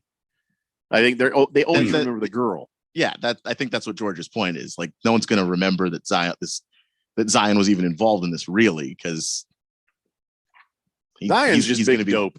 Yeah, that's just really that's really all I'm learning. So there's other rumors about what's going on in the NBA. The Trailblazers, like we talked about, preparing an offer from Bam Yabba Dabba Doo, and so that would what has changed with the Blazers? One moment, they're thinking, well, we might be saying goodbye to Kyrie. I'm sorry, to Dame Lillard. And now they're like, no, not so fast. Are they trying to appease him? Are they trying to bring somebody in to say, hey, look, we're helping you. We're getting you somebody. Well, yeah, they're always walking that line. They would love to keep Damian Lillard. They would love to make him happy. The whole point of them trying to, extend his contract and get guys and get talent around him. The problem is, unless you're getting somebody in free agency that just really wants to go to Portland, which is a tall ask for that market, it's tough to get free agents to go up there, especially a team that hasn't been a contender in a very long time. So they're going to have to do it via trade. And if they can't, then they're going to probably have to do what the Wizards just did with Beal and ship out Damian Lillard and move on. And so they're kind of going back and forth between which is the thing that we're more likely going to have to do. But obviously, I think their priority is to try and make Damian Lillard happy. And so they're going to go after, Bam Adebayo, because they don't really have a big guy up there that plays any defense. Dame Lillard does not want to play on a rebuild. No, Dame Lillard and he's wants to play on a team of veterans. He's made it pretty clear. He doesn't want them to try and find a draft pick or trade for draft picks because he's not interested in playing with a bunch of young guys that need to learn and grow. He's at the stage in his career now where he'd like to try and win now. So we don't have a pick in this draft. Let me ask you, what pick do the Indiana Pacers have in this draft? The Pacers are picking number 7. in the Can we draft. get anybody good for number 7? Yeah, this is a really deep draft. It's an insanely deep draft. So hear me out. Maybe we make a trade with the Pacers, who were interested in DeAndre Ayton before, that gets us that pick. They take DeAndre Ayton, we get that pick, and throw in Fred VanVleet while you're at it. Think we could work that out? I mean, I don't know. So how you they want get- us to trade DeAndre Ayton and Fred VanVleet? No, we want to Indiana. him. We want Fred VanVleet coming here, but he's a free agent. Oh, there's no sign. Yeah, so Okay. so they can't. Yeah. Okay, hear me out. Okay. Could we do a deal? Not Kevin Durant. Did I say Kevin Durant again? I always do that. DeAndre Ayton, and we get that pick. Is that bad or good idea? How could we do something to get rid of DeAndre Ayton, take care of our needs with that pick? You know what I'm saying? Help me out here. Well, the thing is, they're going to probably want to keep the pick because if you trade DeAndre Ayton, you're probably going to get Miles Turner back. But you would still need some contracts to match up to Ayton's contract. Like the contracts would have to match. So that's where things get a little dicey with trying to trade, because they're getting to the point in their rebuild. They want to take that next step and become a playoff team. And they've got talented players on that roster. You know, they've already seen last year what Benedict Mathurin can do. Tyrese Halliburton has become an awesome basketball player. So they're just looking to try and take that next step. And I don't know if they'd be willing to give you that pick with the people that they would have to give you to match contracts to get DeAndre Ayton. No, it was just a thought. It was worth a thought. Hamilton Porter says that Tyreek Hill and his agent, I guess they were out fishing, and the agent jumped out of the boat so he could fight a shark. I got one word for you right there. That's Drew Rosenhaus, and that's dumb. One word. Cocaine. I'm not going to lie to you. If you Google Drew Rosenhaus and just look at his face, yeah, that guy looks like he does a lot of it. A little crust there, a little white crust on the nostril there. I'm not trying to judge a book by its cover, but I'm just saying. If you jump out of a boat to fight a shark, you are on cocaine. There's no other explanation for it. Zero. And we might need to start drug testing agents. That's all I'm saying. Look, if you're gonna handle someone's entire career, and you are so bonkers, you jump into wherever they were with a bunch of sharks. It's just no, man. You're not. Hold on a second, Tyreek. Listen, you're making a valid point. Hold on, I'll be right back. You're just not functioning correctly at that point. I don't know what to tell you. No wonder Tyreek is all crazy and losing his mind. The stuff he sees Rosenhaus do, he's just like can't quite reconcile it in the noggin, man. All right, let's take a break. We have more non-NFL sports stuff we got to talk about before we can get to the actual NFL stuff. We'll figure out what you guys have left to say here on the text line and be back. It's the Daily Blender here on 1580 The Fanatic. Do you have heart failure and often hear, "Those stomach issues ruined your birthday"? "You're too tired to play catch, Grandpa." Sweetie, you haven't touched your tools since the carpal tunnel syndrome diagnosis. if these seemingly unrelated symptoms sound familiar, talk to your cardiologist and ask about transthyretin amyloid cardiomyopathy, or ATTR-CM, a rare and underdiagnosed disease that gets worse over time. Learn more at connecttoyourheart.com. That's connecttoyourheart.com. Sponsored by Pfizer. O'Reilly. When you shop O'Reilly Auto Parts, you'll get the parts you need when you need them. Order online at O'ReillyAuto.com and choose same-day curbside, same-day pickup, or same-day delivery powered by DoorDash. Now available at participating stores near you. Trust the professional parts people to get you the parts you need today. Visit O'ReillyAuto.com. O'Reilly Auto Parts. Hello, everyone. Desert Equity Lending is back again with a mortgage product that we have all been waiting for. We are excited to offer once again the no document loan that we all remember from years ago. That's right, it's a true no document loan. Remember when stated income loans were available? They were the most popular mortgages available for self-employed, as well as for those borrowers that couldn't quite show enough income to qualify using regular underwriting guidelines. This new no doc loan is changing the way people get approved for a mortgage. Listen to this: no income, no problem. No tax returns, no problem. It doesn't take perfect credit to qualify either. If you have a good down payment and decent credit, you need to call now. These mortgages are being approved for primary residence as well as a second home. We are doing it the old-fashioned way. We use common sense underwriting to approve what other banks walk away from. Call 602-509-3000 to talk with a real person that can get you answers in hours, not days. That's 602-509-3000. Make the call. You will be glad you did. Desert Equity Lending. Desert Equity Lending, MB 0906989, NMLS 173369. Conditions and restrictions apply. This is Joan, enjoying some me time up on the rim.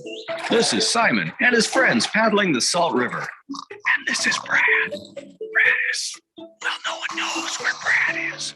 What they all have in common is that they went to azmbdnow.gov to quickly and easily renew their registration or 30 other services. So go to azmbdnow.gov and get more time to enjoy all the things you love. Sponsored by ADOT in partnership with the Arizona Broadcasters Association and this station. New schedule, new season, new direction. This year, the Cardinals will travel over 25,000 miles. They will do battle against Bears, Browns, Texans, Rams, 49ers, Seahawks, Eagles, Steelers, and Commanders on the road. They will face the Bengals, Cowboys, Giants, Rams, 49ers, Seahawks, Falcons, and Ravens at home. Think there won't be drama? When it comes to Arizona Cardinals football, we talk about it. 1580 and 99.3 The Fanatic.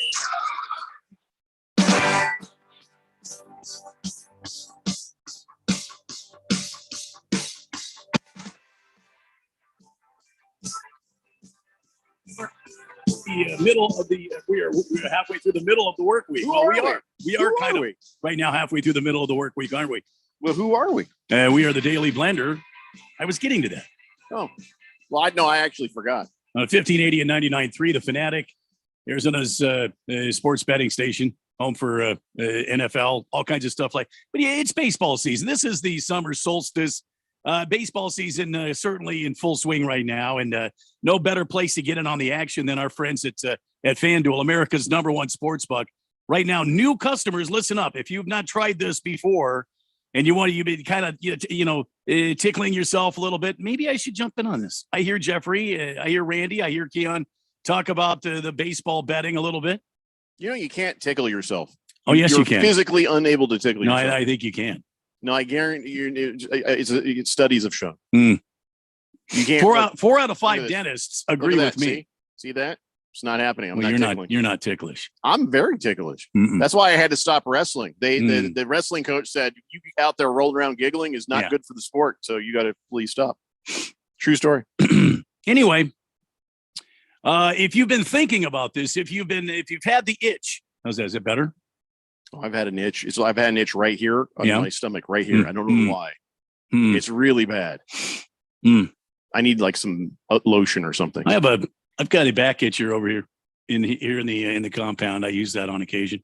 Well, I just in the front of me, so I can just use my hand. Yeah. But thanks. What was I saying? I don't know. Oh, you've had the itch to jump in and do a little sports betting. Well, now's the right time to do it, because right now new customers get a no sweat first bet up to $1,000. Let's say you have $1,000 you want to spend on bets, and you jump onto FanDuel. You sign up using my promo code Randy1580, which 4 out of 5 sports bettors agree. That's the most luckiest code you can use on FanDuel. Randy1580. Just go to FanDuel.com /Randy1580. Sign up. Make your first bet. You get a no sweat bet, because up to $1,000 they're going to give it back in bonus bets if your first bet doesn't win. Not going to give you the cash back, but they're going to give you the opportunity to make more bets, even if you lose up to $1,000 on FanDuel.com /Randy1580. Join today. It's like a do-over. No sweat bets. It's a mulligan. Yeah. Speaking of mulligan, you got the golf tournament going on this weekend. That cranks up tomorrow. You've got lots to bet on this weekend. You've got the Diamondbacks in action against the red hot San Francisco Giants? Can the Snakes cool off the Giants as we go into San Francisco tomorrow? This might be a value pick for you. Listen up. Snakes on their way to the nation's capital right now. One game playoff, if you will, a makeup game. That's what I'm trying to say. In Washington against the Natties. You might recall that game was rained out last, a couple of weeks ago. Or Canadian fired out. Was it Canadian? Oh, that was Canadian Fire. Yeah. Oh, that's right. Out. Mm-hmm. I wonder what the Canadians are up to with all those fires. They're up to something, Randy. What was I saying? Oh, no. Yes. A one game Snakes against the Natties. You put some money down. That could be your first pick right there. You never know. You might win. FanDuel, official partner of the Major League Baseball. Major League Baseball trademarks used with permission. Must be 21 or older, present in Arizona. First online real money wager only. $10 deposit required. Refund issued as non-withdrawable bonus bets that expire in 7 days. Restrictions apply. See terms at fanduel.com/sportsbook. You have a gambling problem, call 1-800-NEXT-STEP or text NEXT STEP to 53342. How's that itch, Jeffrey? Have you tried some calamine lotion on there? No, I just I thought maybe it was the detergent, so I just changed my shirt. I don't know. While I was talking, you did that while I was talking? No. Haven't I told you in the past, if you're going to remove your shirt, I need to be made aware immediately. You really don't. I don't need to show you anything. This is something I needed to know. Didn't we had this understanding in play. Whenever you say things doesn't mean we have an understanding. You know what I like to do is I fake an itch and Miss Kim will scratch my itch for me. And then, then things take off from there. Hello. It all started with a little scratchy. And it went much farther than that. It was a tepid evening. It was the tropics the last time. I remember it as if it was yesterday. I'm just letting that ship sail off on its own. Maybe it was yesterday. You'll never know. I don't kiss and tell, Jack. Don't even try to get it out of me. You kiss and tell all the time. Damn You're constantly telling after kissing. You're always doing that to me. King of Kitten says Gold Bond medicated powder, Gold Bond lotion in the green bottle, Jeffrey. Don't use it while researching prison porn. What? CK says that itch may or may not be crabs. Wouldn't be crabs. It might be sea monkeys, but it wouldn't be crabs. Fish Tank says, was it Drew Rosenhaus who Tyreek slapped around the head? Maybe he was just trying to knock some sense into him. I say no charges and no suspension. I think that was some sort of a yacht attendant. Yeah. So here's the thing. Somebody needs to put a drug test on Tyreek Hill, because if he's in the same incident in the same time, his agent jumps in the water to fight a shark, and then Tyreek Hill fights a guy at the marina, somebody's on drugs. I am just guessing somebody is on the cocaine. Tyreek Hill reminds me of Kevin Hart. I think he's harmless. What? How? Because he's short? Yeah. He's always flailing around, and he's trying to slap or tickle somebody. I was not aware of that. The Tom says, is Zion trying to be the next Sean Kemp? Baby mama's and eating himself out of the league. Same thing. And honestly, the explosiveness of both guys. I mean, he could be Sean Kemp 2.0. Well, Sean Kemp was a hell of a ball player, so yeah, he was explosive. But what is the explosive Sean Kemp in what didn't way? get hurt as much, did he? In both ways. Yeah. He baby mamas galore, and that he could molest a buffet like nobody's business. But Sean Kemp didn't get injured as much as I don't remember him having that issue. I remember him just being a beast. Boy, Sean Kemp scared me, and I was watching on TV. That's true. Yeah. Blissful Hayes says none of these NBA players care about winning. When you make $30+ million a year, you've already won. They could care less about the outcome of the game. I don't believe that is a universal thing, but I kind of feel that way about one Mr. DeAndre Ayton. I mean, there are plenty of guys who don't care, but to say that everybody in the league, all these guys don't care, disagree with that. Baker's Cocky Hen says Sean Kemp was more like Rosenhaus than Zion. Hefty Lefty says, I don't think Tyreek's pregnant girlfriend thinks he's harmless. True story. Good point. Rectinator says, I think it came neutral for that agent to swim with sharks. Yeah, I didn't. No, natural. Sorry. Yeah, listen, I wasn't trying to say that Tyreek Hill. I think he's got small man syndrome. Beer Bob says it just shows you how crazy Tyreek Hill is. That a person would rather jump out of a perfectly fine boat and wrestle a shark than stay inside that boat with him. Well, it wasn't Tyreek Hill that did that. No, Rosenhaus liked his chances with a shark more than he liked his chances with Tyreek Hill. But yeah, Drew Rosenhaus probably would have jumped out of the boat to punch a shark anyway because the aforementioned cocaine. I'm not saying that Drew Rosenhaus does cocaine. I'm saying his face looks like the face of a person who does lots of it, and I believe his face. It's like a barrel of cocaine. Joe the Show says Pacers give up pick 7, Miles and TJ McConnell for DeAndre Ayton.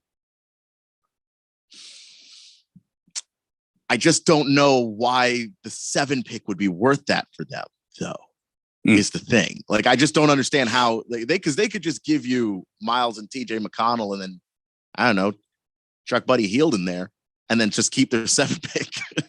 They are still rebuilding after all. Hamilton Porter says Sean Kemp also fathered more kids than Nick Cannon. Well, that's true. Nobody has fathered more kids than Nick Cannon. I want to challenge that. I need to see some stats. Nick Cannon is a guy that's way too proud of the fact that he has more kids than he can actually spend time with. How many kids does Sean Kemp? Let me see here. I think Cannon's got 11, 12. Oh, I don't know. All with different moms. I don't know. And how many kids does Nick Cannon have? It says 3. What? No, that's not true. 3 Baker's kids. Cocky Hen says Sean Kemp was more like, I already read that. So no, Nick Cannon has like 11, 12 kids. Yeah, Nick Cannon has 12 kids by 6 different women. See, there you go.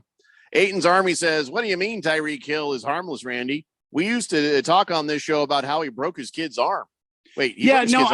I thought he just punched him in the chest. I'm real. Yeah, no, he punched him, and one of them, either him or his baby mama, broke the kid's arm. Yeah, you know what? I'm completely wrong here. Just forget I said that. It's out there now in the world. I was it poorly placed words in my part. Completely bad. You're right. You're right. 100% right. I take all the blame on that. Thundar the San Barbarian says, didn't this used to be a sports show? Kind of. He says now it's some kind of Randy imagining that he's Fabio on the cover of a romance novel show. Not sure about? If you really want to open a Fabio text line, Randy. What are you talking Radio about? Run may not approve. What do you mean imagining I'm Fabio? I'm older than Fabio, so he's imagining he's me somewhere. Randy's never been hit in the face by a goose on a roller coaster either. Exactly. That's number B. Yeah. And letter 3. I am much more suave than Fabio ever. Please, Fabio. Thank you very much. King of Kitten says, in Omaha, 2nd inning, no score between Wake Forest and LSU. If the Tigers lose, that season is over. Okay, thanks. Let's see. Hefty Lefty says, Antonio Cromartie begs to differ. Random Texter says, how many kids did Latrell Sprewell father? I remember he scoffed at a contract saying something to the effect of he had a lot of kids to feed. Hamlin Porter says, do we know the details yet about the pick swap with the Wizards? Because that affects all this DA talk. Well, the thing is, the pick swaps are kind of, at least as of this exact moment, to be decided later. The Wizards can decide at any random point in the future. We'll take that until they hammer some stuff out. If they do, they can just swap picks with you whenever. I'll take that. Yeah, it's a bad deal. I would not. People are making fun of the Wizards because they didn't really get anything very specific, but future pick swaps are that's some dangerous stuff right there, and I don't know if they're protected. They're not first, right? They're like seconds, thirds, stuff like that. No, they have a bunch of 2nd round picks from the Suns, and pick swaps, which could be firsts. Yeah. Oh, I see. Not likely. The Phoenix Suns are going to be pretty good. Yeah, but and this I'm trying to figure out if they put a timeline on it because they can wait. King of Kitten says Florida eliminated Texas Christian this afternoon, advanced to the championship round. All right. So who's going to be in our broadcast of the college, baseball World Series this weekend? Then who's going to be the winner? Right now, it's going to be Florida. Whoever Florida faces, I think Wake Forest is the team to beat. If Wake Forest can beat LSU and move on to the championship series, which is all they have to do, is beat. Who are they playing again? They just have to beat them one time, and they advance on. However, if LSU wins, they will play them again, I believe, because it's a double elimination. Mm-hmm. And then LSU, if they were to win both games, would advance on. But Wake Forest, clearly, in my opinion, is the class of the field. Wake Forest is the team to beat. Well, they are ranked number one for a reason, I guess. Hefty Lefty says, I think Genghis Khan is the all-time leader in the clubhouse for sired children. Yeah, that's true. That's true. How do we get on this? I don't know. Sean Kemp, Zion Williamson. By the way, can I just say this is a lot of boo-boo. I was reading there that the LSU fans, they broke a College World Series Jello shot challenge record. And the way they did it is not right. The way they did it, that doesn't count because, well, here's what happened. So, I guess they go over to this, what's the name of that restaurant? Rocco's Pizza and Cantina.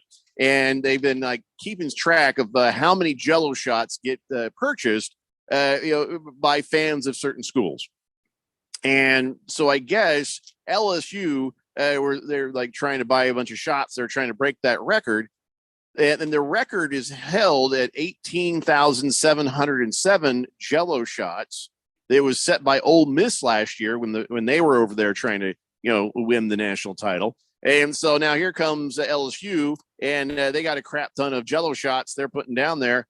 But then, the dude that owns Raising Cane's walks in and says, I'll buy 6,000 Jello shots, please. Here's $30,000.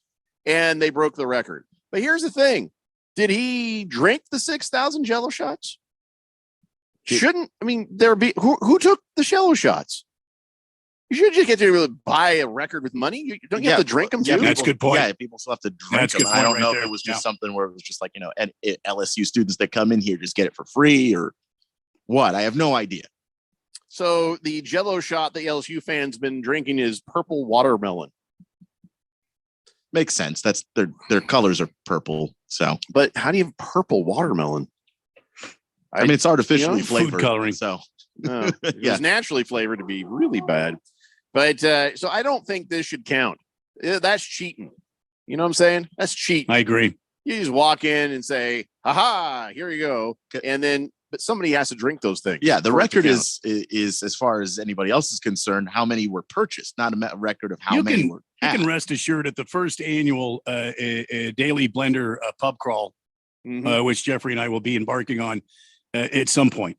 Yeah, more likely that than a pickleball contest. We will absolutely.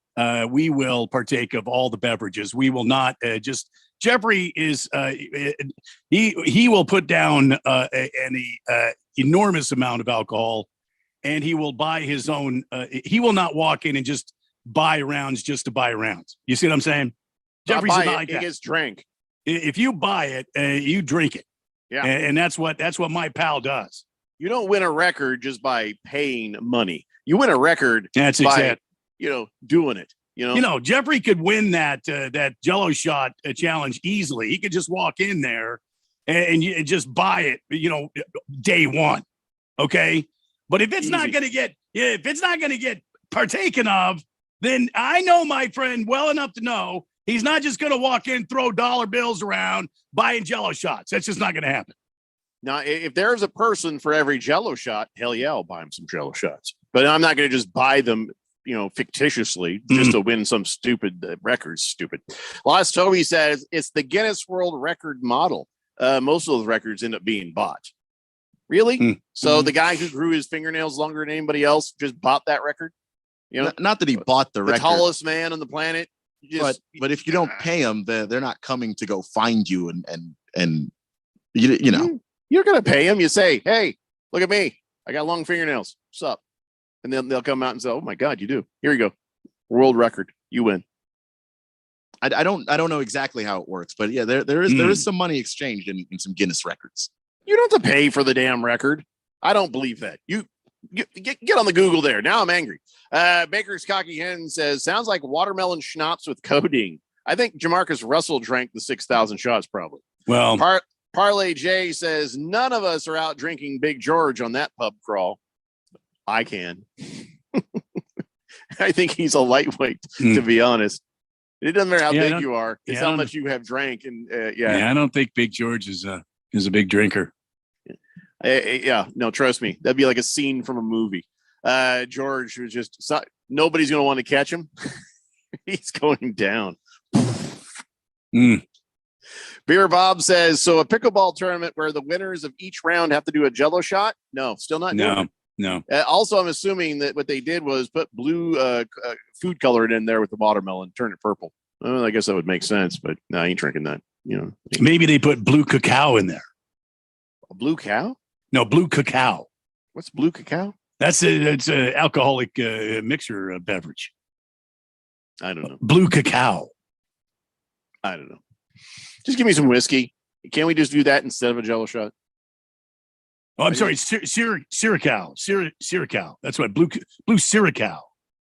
Pinocchio says, what's the world record for lap dances? I smell a daily blender field trip. I'm not giving anybody a lap dance, and especially I'm not giving a record number of them. So no. Yeah. Pinocchio, I know you've always wanted a lap dance for me, but for the last time, it will not happen. Sorry, it's kind of awkward. All right, we got to take a break. When we come back, the pile of non-NFL sports is getting thinner, so I'm getting excited. We're gonna get to that NFL here. It's the Daily Blender here on 1580 The Fanatic. Next up, straight talk from Doug. Ever notice that saying no offense is offensive? Like, no offense, but you're overpaying for your wireless. See? Offensive. That's the Straight Talk Talkin'. Get unlimited plans as low as $35 a month from Straight Talk on America's most reliable 5G network. Available at Walmart and Walmart.com. On the $35 plan, first 10 gigabytes data at high speed, then 2G speeds. Refer to the latest terms at StraightTalk.com. Based on most first place rankings, Root Metrics, second half 2022 assessments of 125 metros. Experiences vary, not an endorsement. If you have an IRA or 401k, please listen closely. My name is Jason Hanson. I'm a former CIA officer and New York Times bestselling author. Throughout my career, let's just say I've been in some hairy situations. And I believe right now, the biggest threat facing Americans is they need to protect their wealth, which is exactly what I'm doing for my wife and 6 kids. And I believe the ultimate safe haven is physical gold and silver. You can protect your hard-earned retirement assets with a tax-free loophole that allows you to convert your retirement into physical gold and silver. The folks I use are Advantage Gold, and believe me, I've investigated the heck out of all types of people. Advantage Gold is the nation's highest rated gold company. They have the best process, pricing, and service. If you want to get your free gold and silver investment kit, please contact Advantage Gold right now, and you'll see how easy it is to protect yourself with precious metals. Call 800-900-8000. That's 800-900-8000. 800-900-8000. Advantage Gold is not an investment advisor or a tax advisor. Consult with your financial advisor before investing. Call 800-900-8000.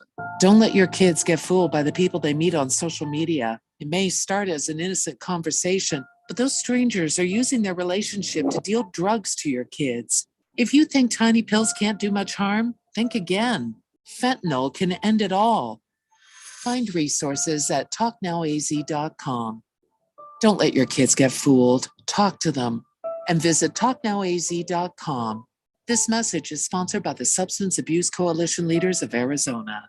Hey everybody, Mark Asher back to tell you about my great friends over at the Lund Mortgage Team. You know, the Lund Mortgage Team has been doing their thing for over 2 decades in the Valley, helping thousands of people in Arizona save money on their loans, get the best rate. They're mortgage brokers. They can shop it around for you. And now more than ever, it is so important to have a mortgage professional that's been around, that's seen the high rates, low rates, everything in between, because look, there's no sugarcoating what's going on right now. The rates are higher. However, the supply and demand, the whole how many houses are for sale in Arizona and what's going on, it's gone in favor of the buyer now. So if you're going to buy a new home, it is important to go and get that rate. Whatever that rate is, it's not going to be your forever rate. That's important to think about. So lock it in, get the house of your dreams and move on. But let the people at the Lund Mortgage team do their job. All the heavy lifting from start to finish. They'll find you the best rate out there. Call 623-875-9940, 623-875-9940, or online, lundmortgage.com. If you hit, pass it, dunk it, shoot it, check it, throw it, putt it, or block it, then we're gonna talk about it. I like that. I just thought I'd clear that up. 1580 and 99.3, The Fanatic, and always on at 1580thefanatic.com.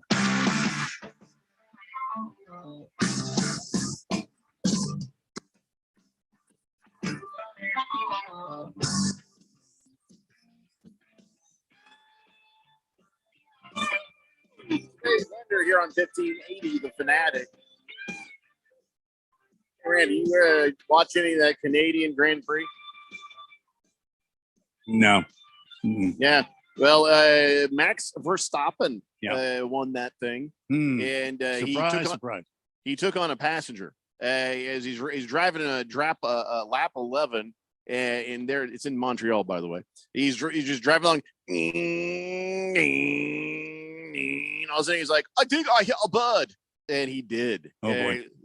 He hit this bird, and it was just kind of melted into his car because he's going like 300 miles an hour or something. And so after the went through the finish line, somebody's peeled that thing off, just completely. Oh boy! Yeah, crispy, just dead. But yeah, I why do they not pit these cars? They do pit, but they don't see the F1 doesn't allow a gas refill. So they start the race on one tank of gas and they perform the entire race on one tank of gas. So all they do when they come into pits is to change the tires, basically adjust wing adjustment, or if you've damaged like the nose cone, they can take that off in just a couple of seconds and replace it. But they don't do a whole lot of they don't do a whole lot of service on these cars. They couldn't peel the dead bird out of the right brake duct of his car? No, it would take too long. These guys come in literally and they're out in less than 3 seconds. Less than 3 seconds. Man, this guy should be made an honorary Arizona Diamondback. Who's that? Max Verstappen. Oh, because he hits the bird? Because he killed the bird. Just say. Yeah, well, it's a thing. So this is not going to come as much of a surprise to anybody. But headline: Paris Olympic organizers focus of suspected corruption case. So there's accusations surrounding how the games were awarded in the first place, how the contracts for construction and sponsorship and team services got handed out, and so they got raided. A bunch of cops came into the Frenchy French offices there in the suburb of St. Denis. I don't know who St. Denis is, but I feel like I could have a beer with them. Anyway, they accused, all sorts of stuff. So they went in there and tore up all their offices. So, corruption in the Olympics? That's a new one. Yeah, the Olympics, FIFA, in France, those organizations definitely. Oh, yeah, definitely. There was corruption in Rio. There was corruption in Tokyo. There was so much so that in Tokyo and Rio, there's a bunch of people who got taken out of the IOC. I guess it wasn't enough, them scandals, taking those guys out, because somebody else just stepped up and kept the scandals going. So even, Paris had been trying to prove we're going to be different. No, not at all. So, I mean, wherever money goes, corruption will follow, I guess, especially when it comes to the Olympics. So, but yeah, why does there need to be a lot of money to be stolen? Somebody's got to do something about that. A lot of money to be stolen. The Erectinator says they should just trade Ayton to the. Okay, stop, Erectinator. We're not talking about basketball anymore. We've moved on. Besides, I'm going to save you from yourself on that text. Beer Bob says, that's a good guess, Randy, but I would want something stronger than blue Curacao in my shot. That's only like 30 proof. Yeah, well, I'm just saying to change the color. Mm-hmm. King Kitten says, by my estimation, I don't want to talk about the guys in the sub anymore. I guess now it's getting close to bad. They only have 8 hours left. 8 hours of oxygen. And the sun has set in the North Atlantic. So, hey, Keon, you should probably delete the shows that we the last couple days. Just saying. Kiss the Cook says, yes, the crowd noises are on a canned loop. At times, you can hear the player swing and make contact before he actually swings the club. That is a Friday text. You're right. The text line is doing this thing where it shows me a text, but then it drops down to a different text. He says, I feel a dead bat off. I peel a dead bat off my van grill on Sunday. Did you really? I don't believe you. If I peel a dead bat off the front of a vehicle, I'm taking a picture. I do not believe you. Blissful Hayes says, will they start eating each other? Well, they probably won't. That's not the first problem they're going to have, starvation. Food is not the problem.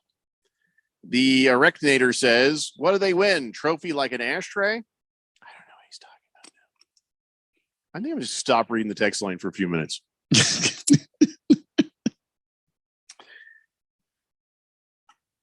Is it true that the Los Angeles Country Club bought a bunch of tickets and then just put them in a box so nobody would show up at this event so they could keep it tame? Is that true? I did hear rumors to that effect. I did not. I was not able to confirm that. 4,500 tickets. 4,500 tickets got torched so that they could try to keep it from becoming the Phoenix Open.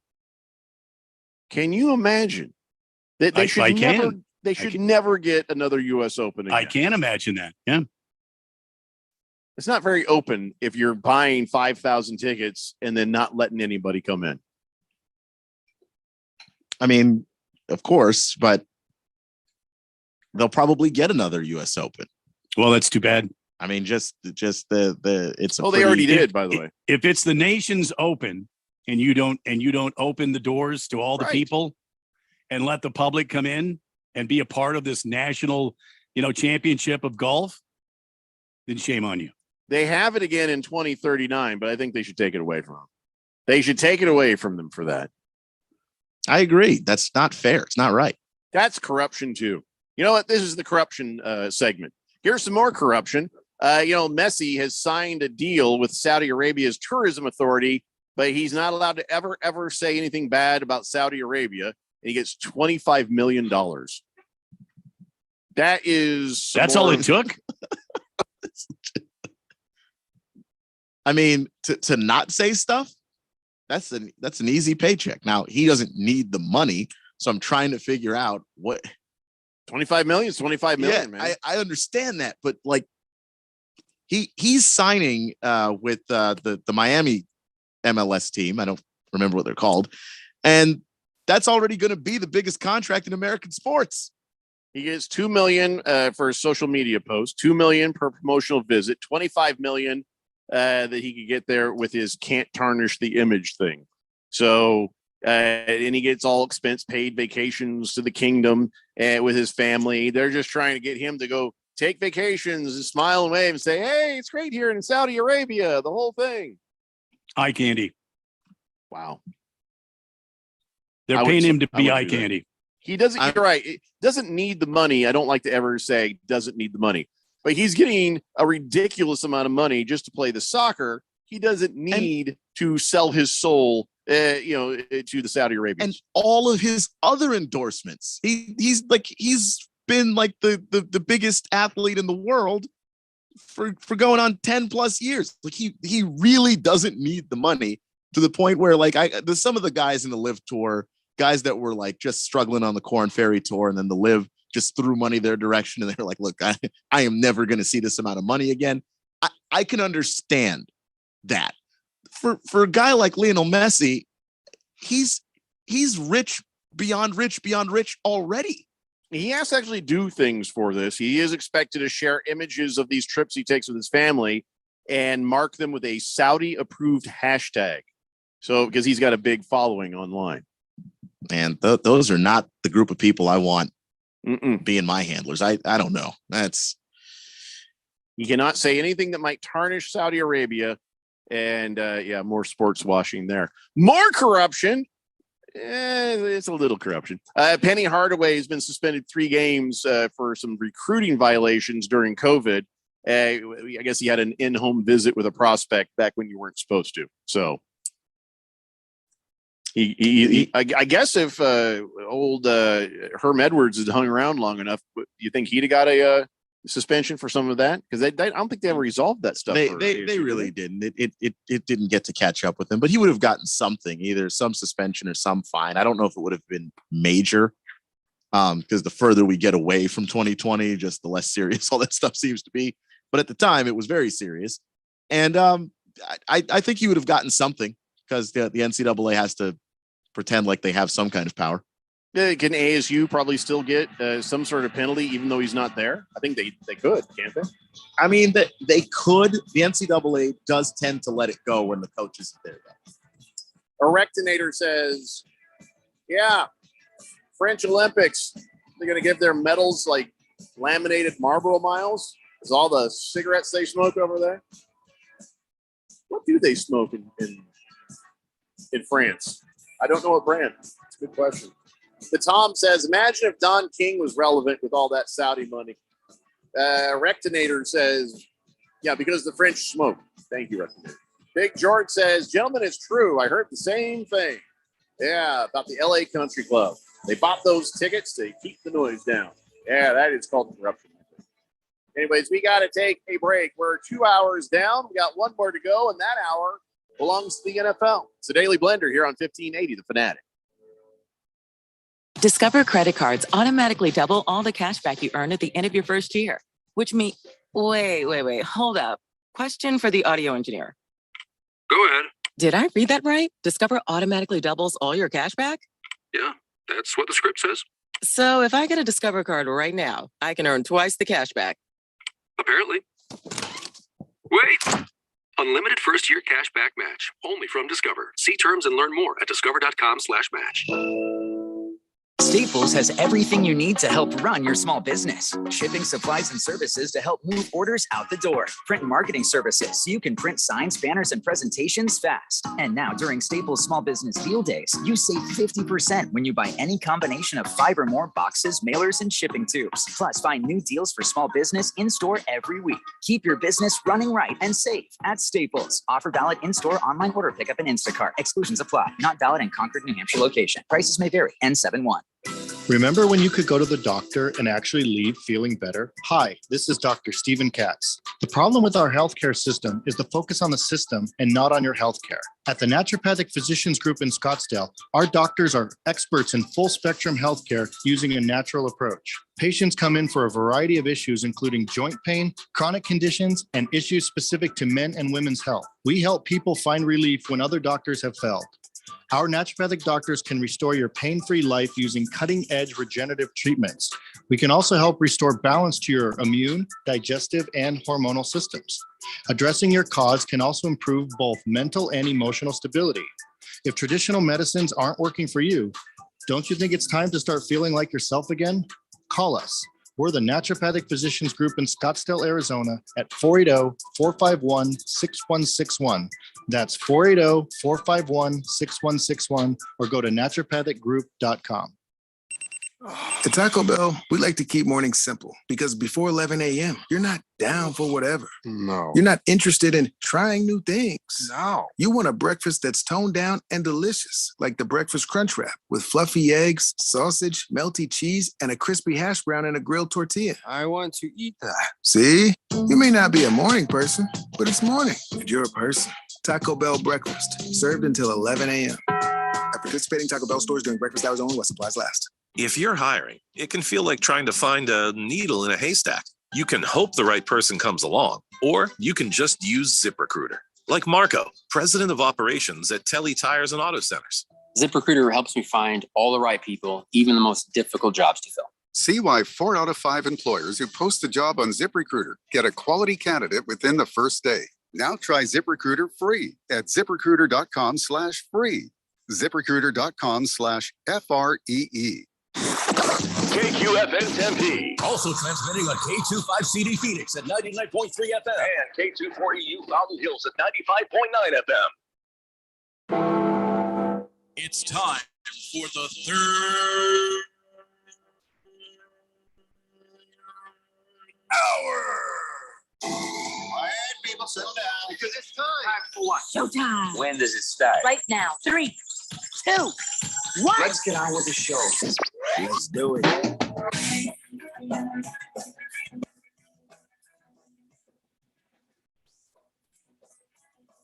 All right, everybody, it's 5 o'clock here on the Daily Blender. Your good friend, your radio pal, Jeffrey O'Brien, alongside Randy White. Got Keon Rose in the control room, and you guys are on the Fanatic text line, 888-368-1580. Broadcasting live in the Harmon Solar Studio in Scottsdale. We just did a whole segment on corruption in sports, and now CK, or should I say Bleep Knuckle, is accusing me of corruption. He says, speaking of corruption, the Blender's host keeping the Fourth Dimension pickleball tournament from us is not right.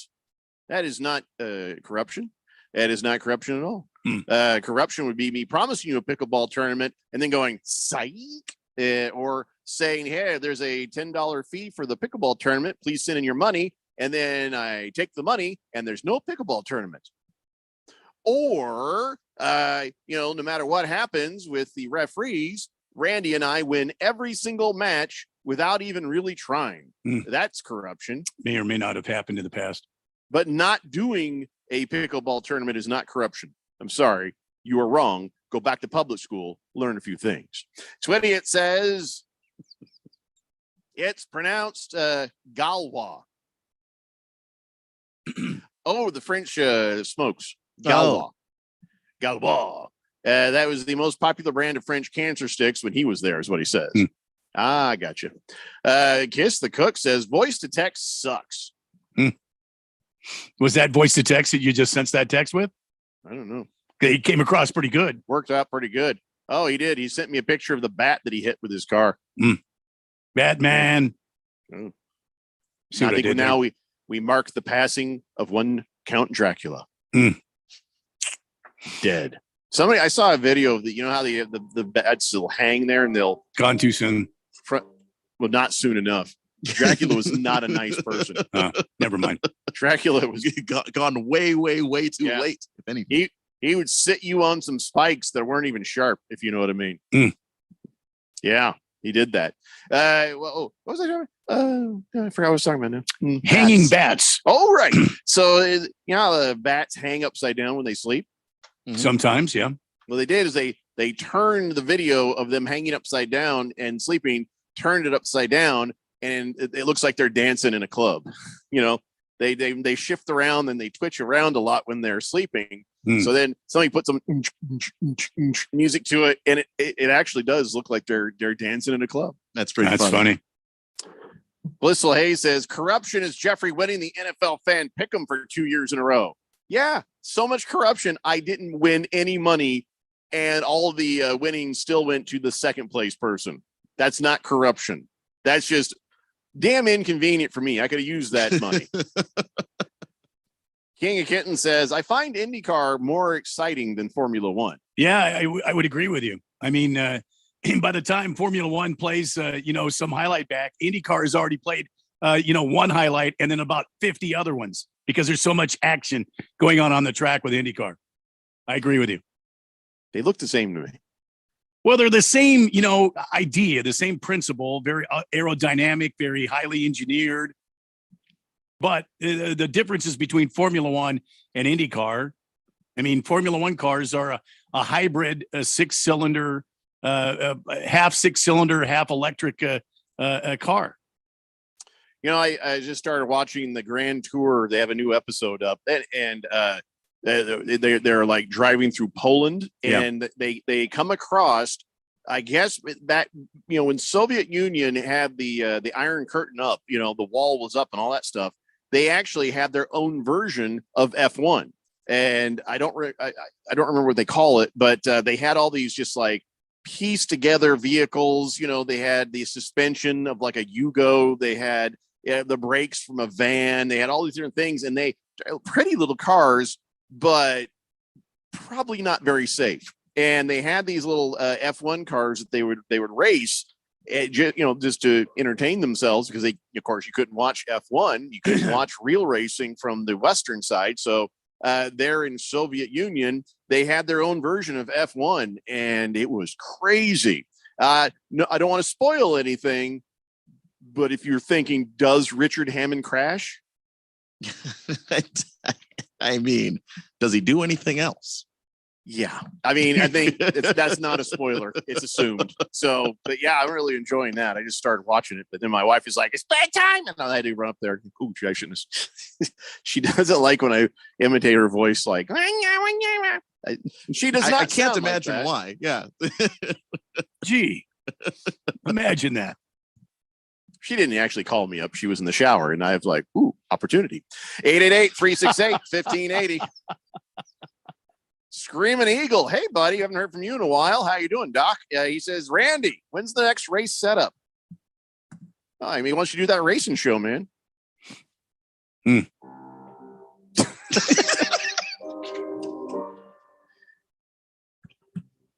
guess we'll just talk about racing every now and then on the show, Screaming Eagle. So I'm still trying to understand what millennials. You know what I'm saying? Yes. All right. Yeah, I think you're in a great majority. Yes. I'm still trying to sort out millennials and the way they think about things. And, I don't know that I've done very good at it yet. But now, there's this website called Vizrt.com, and they actually did a poll of about 600 sports fans of the ages of the Gen Z. And here's some stuff they found out that is actually kind of interesting about the way that they intake sports. And I guess that most of them watch it on their phones. Yes. And they don't like to watch full-on games. They just like the highlights. Yes. And I'm like, man, that is going to ruin, I think, the future of sports. Well, you see what it's done with baseball already. Well, I mean, let's be honest, that it did not hurt the baseball to put the pitch clock on there. I think it helped it even for boomers and Gen X's like me. But yeah, this whole highlight mentality, man, that's going to really, you saw baseball start to decline. Now you're going to see stuff like American football start to decline. Sure.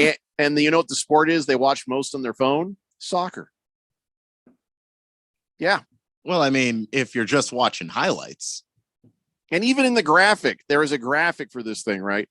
In the graphic for the infographic for this information, they had somebody slouched and slumping in a chair with their neck bent over looking at their phone.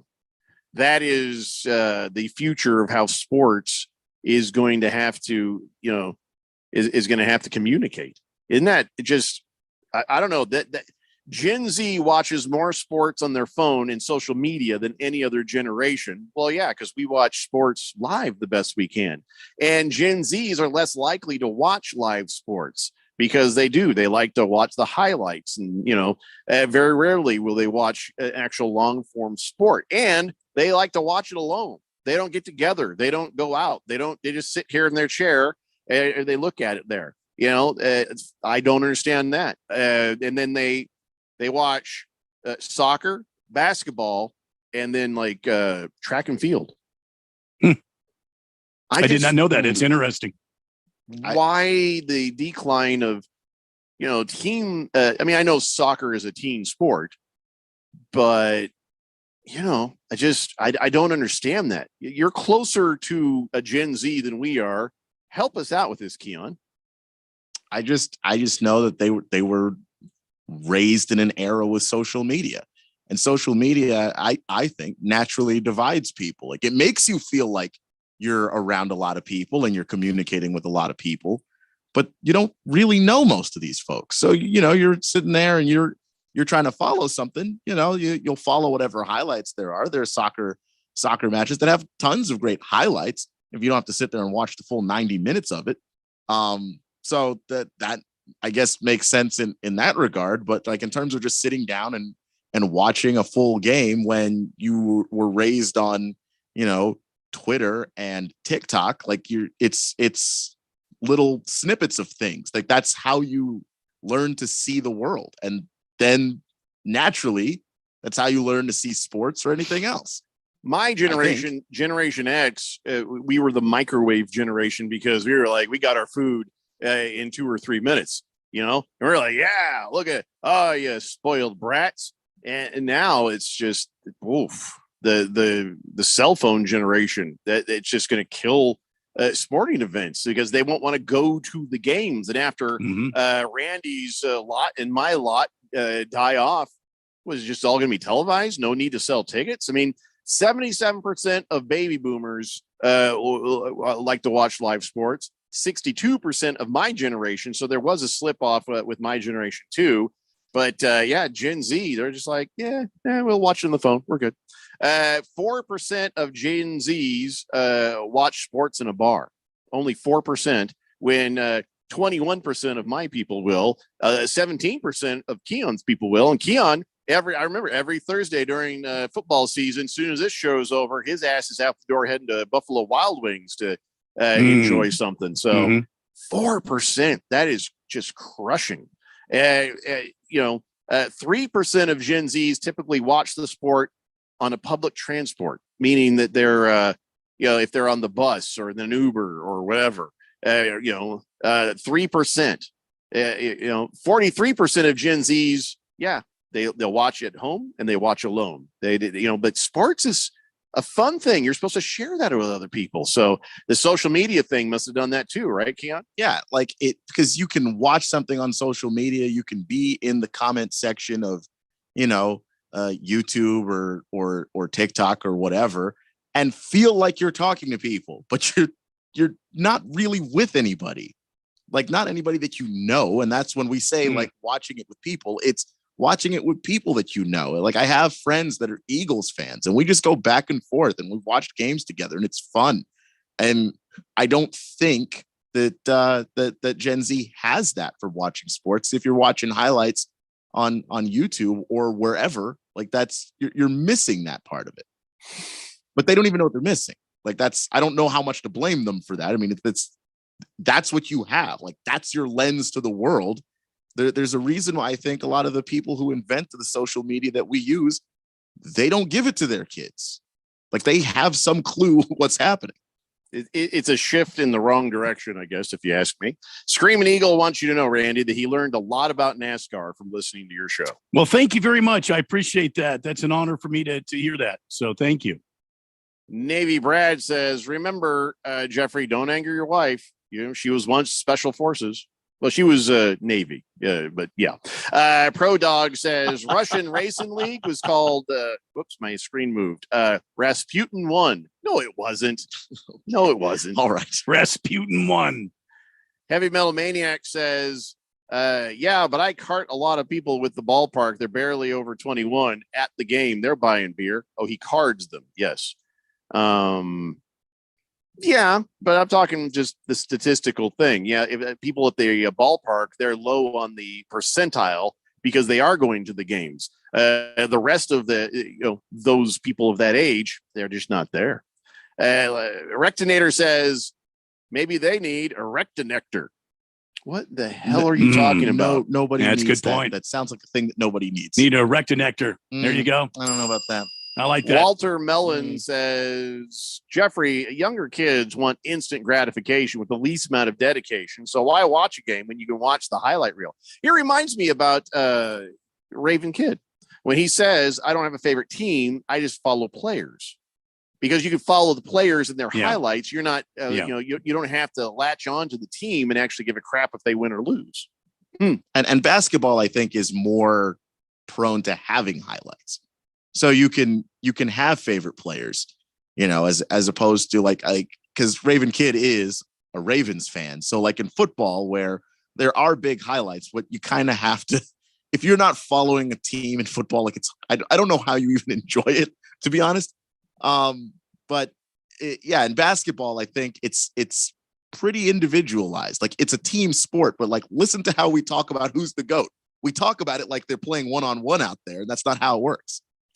I just can't I can't understand that thought process. I like to watch the game. I like to watch the story. The struggle. Okay, they were down here, but then they're up here, or this happened, or this is how they turned it around, or this is how they lost control of it. I don't just want to highlight. I want to see the whole thing, and that's why I can't. The red zone only I would find useful if I just didn't care at all about some teams playing, and I was sort of tracking my fantasy football. That'd be the only time I'd watch the red zone. Outside of that, no, I'm flipping back and forth.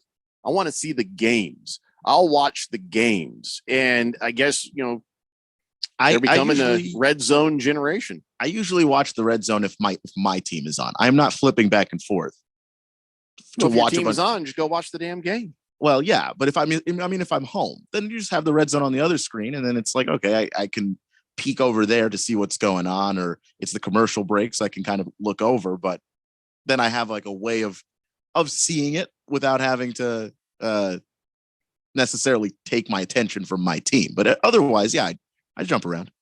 Thundar the Santa Barbarian says, Randy, are you going to let Jeffrey's comment about the pitch clock pass after those epic rants about Nets a few years back? Unleash the Kraken. Unleash the rant. No, I'll be honest with you. I'll shock most of you. I think the pitch clock has helped the game. It's put a nice rhythm to the game. I appreciate the pitch clock. There's no more nonsense in there.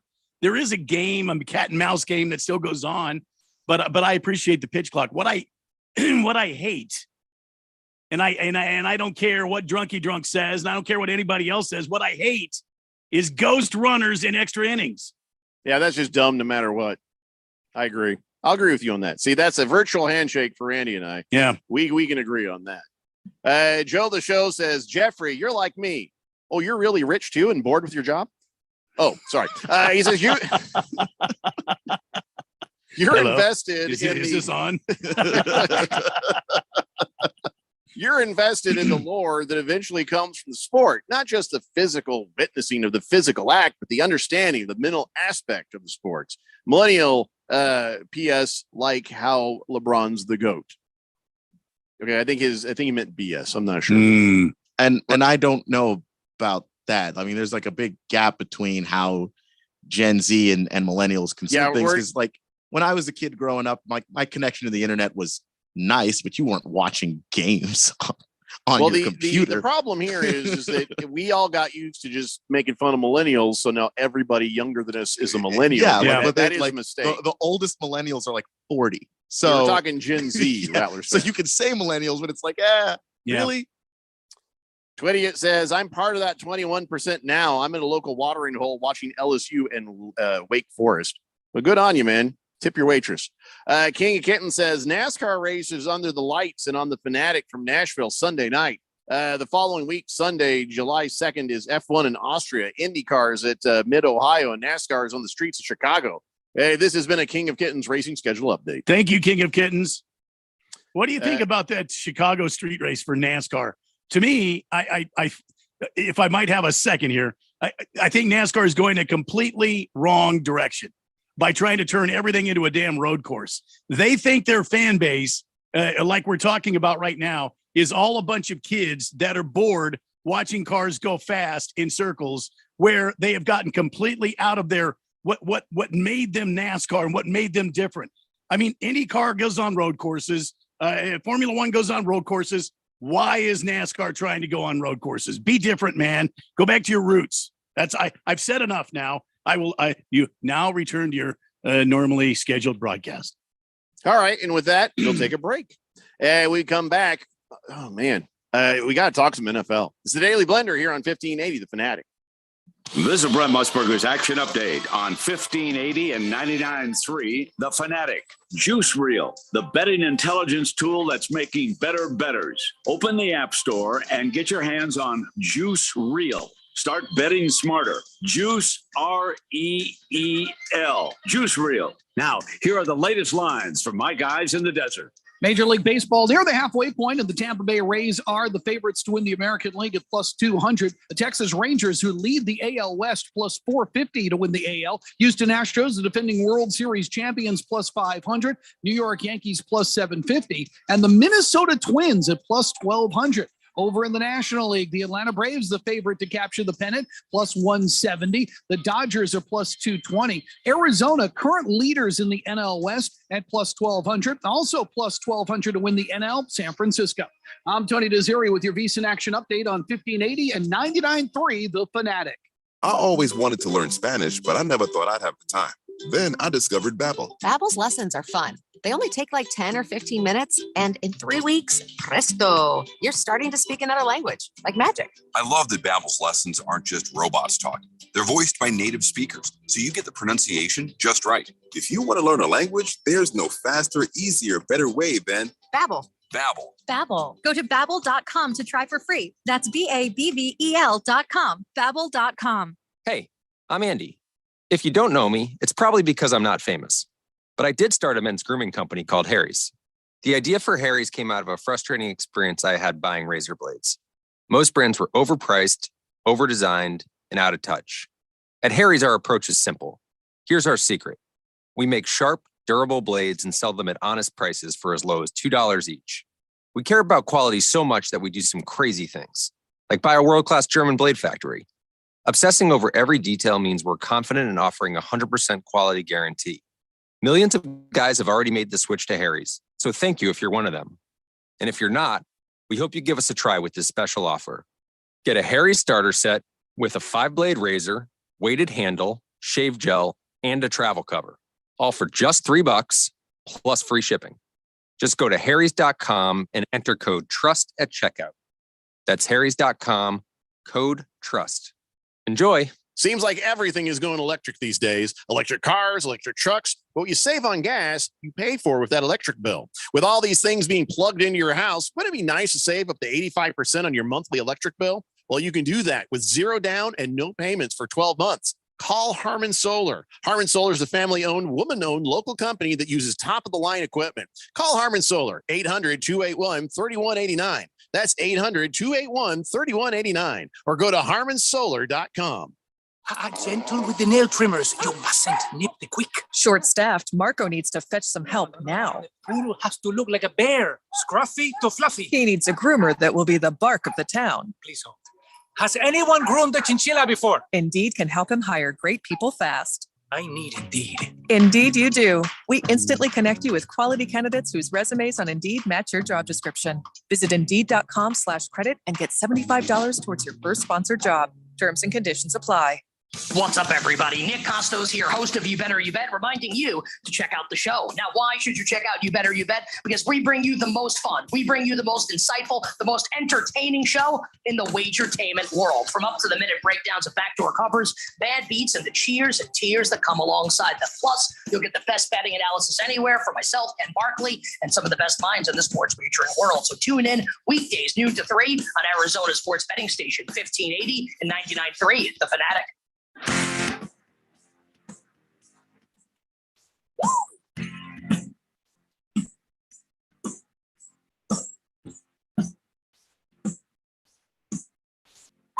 Stay Blender here on 1580 The Fanatic. What's this? Hippie No Stockings just texted in. Said, anyone know where Ralph is? I've been looking for him. All right, everybody, we better get our story straight. Haven't seen him. No, haven't seen him. Haven't seen him. Oh, I know. I saw him at the library. He's at the library.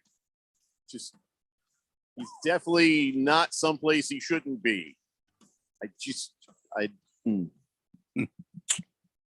How am I supposed to answer something like that? You're not supposed to. It's in the institution. You don't sell out your bro. I think it's easier, Jeffrey, if you just go, haven't seen him. Haven't seen him. Haven't seen him. God, I hope he's all right. Now you've gone on. You've said library. Now she's heard you say library. Mm-hmm. She's going to wonder if it's the club, the library, or if it's the public library. Oh, thank God. She just texted back. She said, I found him. He was in the guest bedroom, found him on his knees, lighting a candle, praying, please, please let the Seahawks not suck. Please. Oh, well, you're welcome. There, I handled it for us. Yeah, next time somebody asks where somebody is, I'm going to be like, yeah. ¿Qué? ¿Qué pasó? No habla? No habla inglés. No. Ralph not here. No. Big George says, Jeffrey. He says, Jeffrey, not all of us are millionaires and can afford to pay $500 for the NFL Sunday ticket. So we have to settle for the $10 a month red zone to catch glimpses of our team. That's what I'm doing this year, he says. Oh, it's not 500. It's like 300. I don't know. There was a deal. I got in when it was cheaper there. Navy Devil says nothing is better than going to the bar from 10 a.m. until Sunday Night Football. It's a pretty good feeling. Yeah. I don't mind doing that on the couch. Blissful Hayes says, hey, Randy, will there be pedestrians walking in the road for the drivers to navigate around during the inaugural Chicago road race? It would be definitely an added challenge for the drivers. Probably, but not. It's not supposed to happen. But this is Chicago. Yeah. And, hell, they can't. NASCAR went to Chicago thinking this was a great idea. It got all their equipment on ground there. And instantly, the first night it was there, it was stolen. So they've started with a deficit there in the great toddling town of Chicago. They're learning some hard lessons there. So you never know. I mean, some of those idiots might jump the fence and try to cross the street. It is Chicago, after all. Well, they're late for murder. So what do you expect them to do? I just, can you tell I'm just so over road courses? And Chicago has a fine racing track. And they're trying to make this into some sort of international, Formula One style. Leave that to Le Mans cars and go and do what NASCAR does, man. You want to make it more fun? Go back to your roots. Race on a Friday night. Race on a Saturday night under the lights. Change it up. Change the format of the races up. Quit trying to be a bunch of snowflakes out there. You go out there and race like men. Twidiot says, how about a segment called Randy's Rants? Well, there's a whole show called The Daily Blender. Where you get many Randy's Rants, segment or no segment. It's part of what we're doing here. Yeah. Clay Nigma says, what will become of the coveted soccer riots with Gen Z look? Are they going to hurl virtual cans against at each other with through their phones? Like, bloop, bloop. The great people that are soccer fans in Europe and Great Britain and Ireland and, all these places around the world, they're not going to let their kids grow up and be, a cell phone, a button pushing loners sitting in the basement. I mean, they train these kids up when they come out of the womb. They start putting their soccer teams, their football teams' colors on them. They start raising them the way it's supposed to be. We've done we are an illegitimate nation here. Fathers in this nation have not done what you should have done. Raise your kids up right by bringing them up and putting the football jerseys on them and getting them a ball glove and going outside and teaching them how to play the great game. You've just caved in to society and got them these stupid phones. Another rant, I guess you could put up. I mean, yeah. Why would you want to segment that? I mean, it just let it happen. Another Randy rant, I guess. Organically. Just let it now I feel guilty for giving my kids phones. Well, I mean, but you did it right though. I mean, you taught the kid. You go out and you play with your kids. Yes. You throw the ball around. You go to the park. You shoot baskets. I mean, you play video games with. They don't just sit around the house with their heads down, thumbing out, messages to God knows who, doing God knows what on the phone. You're involved with your kids. I would like to throw those phones into the pool all the time. I mean, my son, he does play football. Oh my God, I went and watched him in some 7-on-7s. They're doing a tournament this weekend. Holy crap! You're going to see this kid on TV someday. And he did football, basketball, and track. My daughter is in cheer, and she does track. And so they get out and they do things. But man, I get them in with me, and they're like face down in the phone. I mean, I was like, just you don't have to always have the phone. So I try to get them in situations where we're in conversation, and then just put the phone down. It can wait. I just think as a society, we have just done an injustice to these kids out of convenience. We're too busy. We're too busy doing other things to be bothered with our kids and take them outside. I cherish those times I had with my kids playing wiffle ball with them. My kids still talk about it, and they're in their 30s. Remember when you couldn't get back inside the house? Oh yeah. Do you have any understanding of that, Keon? When we were kids, we would be sent outside to play. And you the couldn't get door in. would lock behind us, Mhm. and we couldn't get in until lunchtime, if we're lucky, and dinner time. And we knew it was time to come home when the street lights came on. Mhm. Outside of that, our parents wanted nothing to do with us. Go outside and play. I mean, I know the street light thing. I don't think the door was ever locked behind us, but Mine We was. drank our water from a hose. Yeah. I Oh, yeah. bleep you not. Yeah. we Yeah. had a bunch of townhouses, so that wasn't really happening for us. But yeah, we'd go back inside for a drink of water, but we wanted to go out and play. There was a big open field across the street from our house, and all the kids would meet there. Oh, I and we mean, play that's- football. First thing you would do, you would just bypass any sort of oral hygiene and just leave the toothbrush. First thing you do is just pound out of the house in the morning and go play football with your friends. I mean, we were supposed to finish our homework first, but not gonna lie, Homework? a lot of homework did not get finished Homework. growing up. It's I been about remember what that hose tasted like too. Mhm. That I plastic, can't too. like Oh, yeah. rust. Oh, yeah. The plastic benzonine, that cancer-causing agent. Oh yeah. I can't tell you how many gallons I sucked down in the middle of summer here.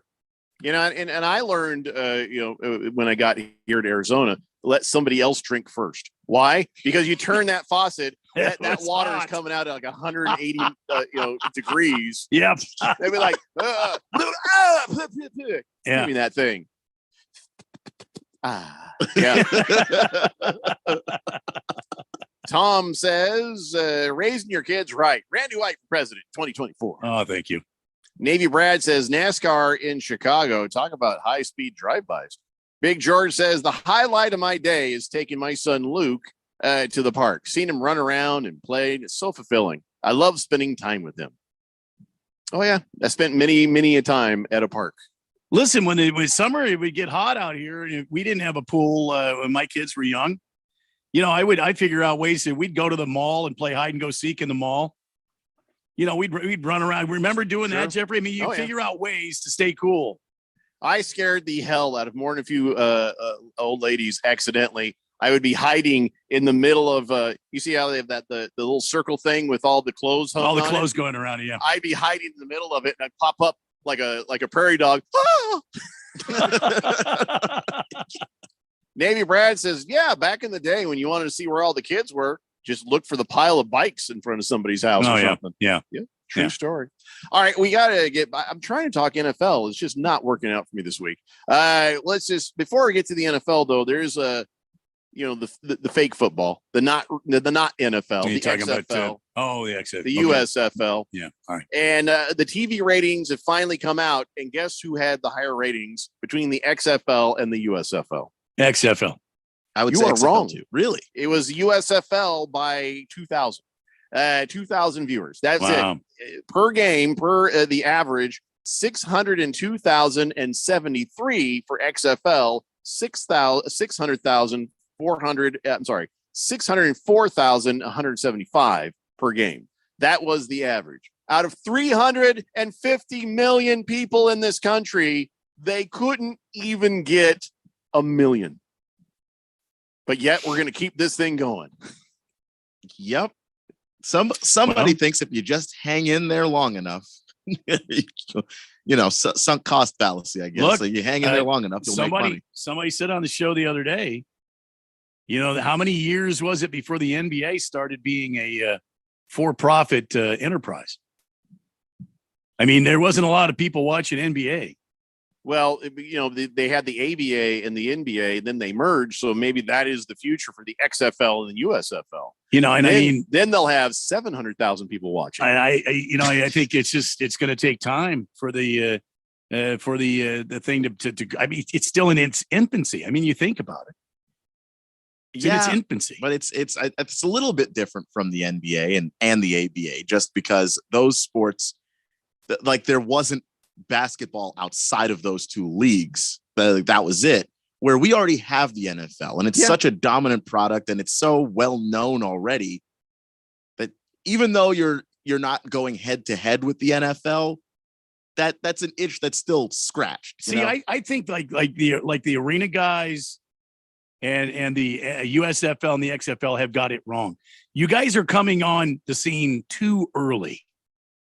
You're coming on the scene in springtime when really you should come on the scene in late summer just before the NFL starts cooking. See what I mean? Yeah. Now the nation they have some football withdrawals, and most of the people will go, I don't care. It's not really. Ooh, I've got to have. I mean, look at college football.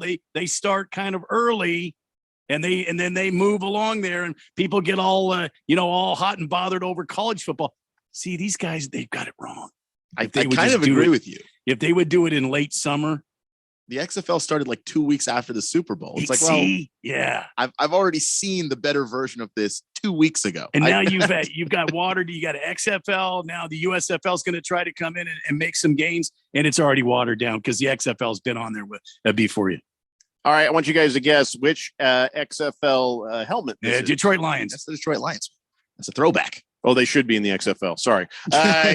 You don't like it? I kind of dig it. It's like the 1950s. It looks like a Ford Mustang. Yeah, well, the whole striping thing. There, well, the whole color. The Ford family does own that. Yeah. Well, that's a good point. Football teams. It's all right. I just don't know. I don't know. I mean, anything to try to wash the stink of decades of losing off you, I guess, to have that. Clay Nigma says, my older brother would catch crawdads from the canals, then unleash them on a division of little green plastic army men, all the while capturing this on film and producing his own version of a Japanese monster movie. And there you go. Those days. And there you go. I'm not lying. That sounds awesome. It really does. Twitty says we're a bunch of rookies. He says everyone knows the water out the hose tastes nasty. You do is you take the hose off the spigot and you drink straight from it. Didn't even think about that. Didn't even occur to me that. Sometimes people had their hoses on real tight. I don't think you could have got them off. Yeah. Anyway. Yeah.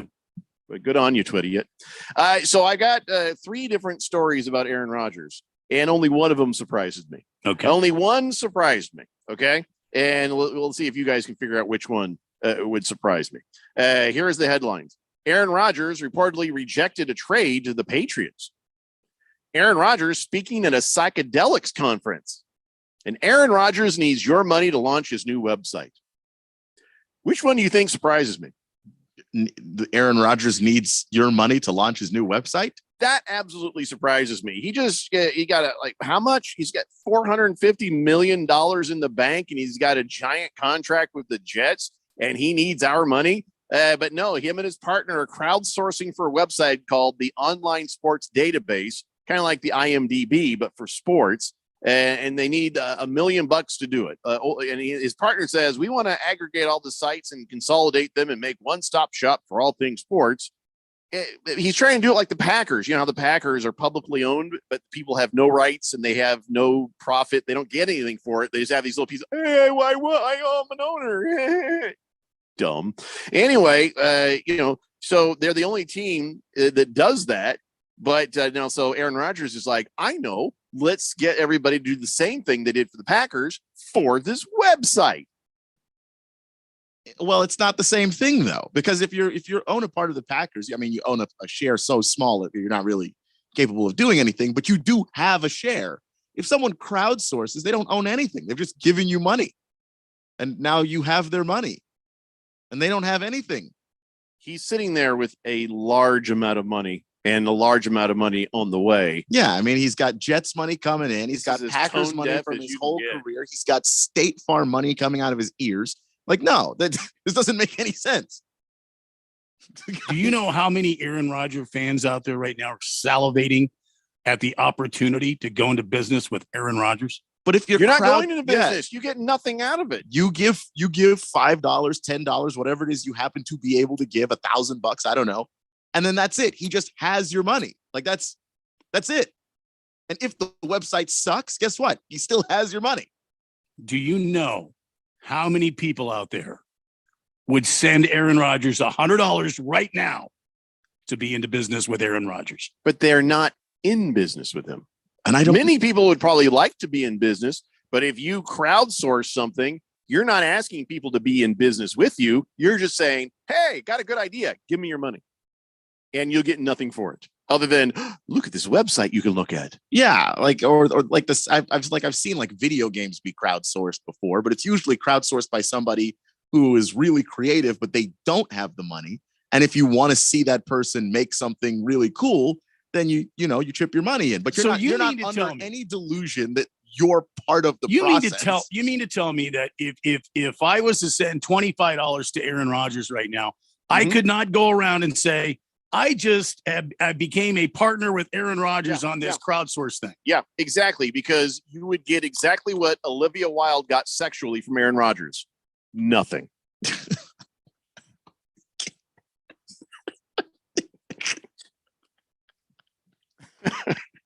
I don't even know what to say.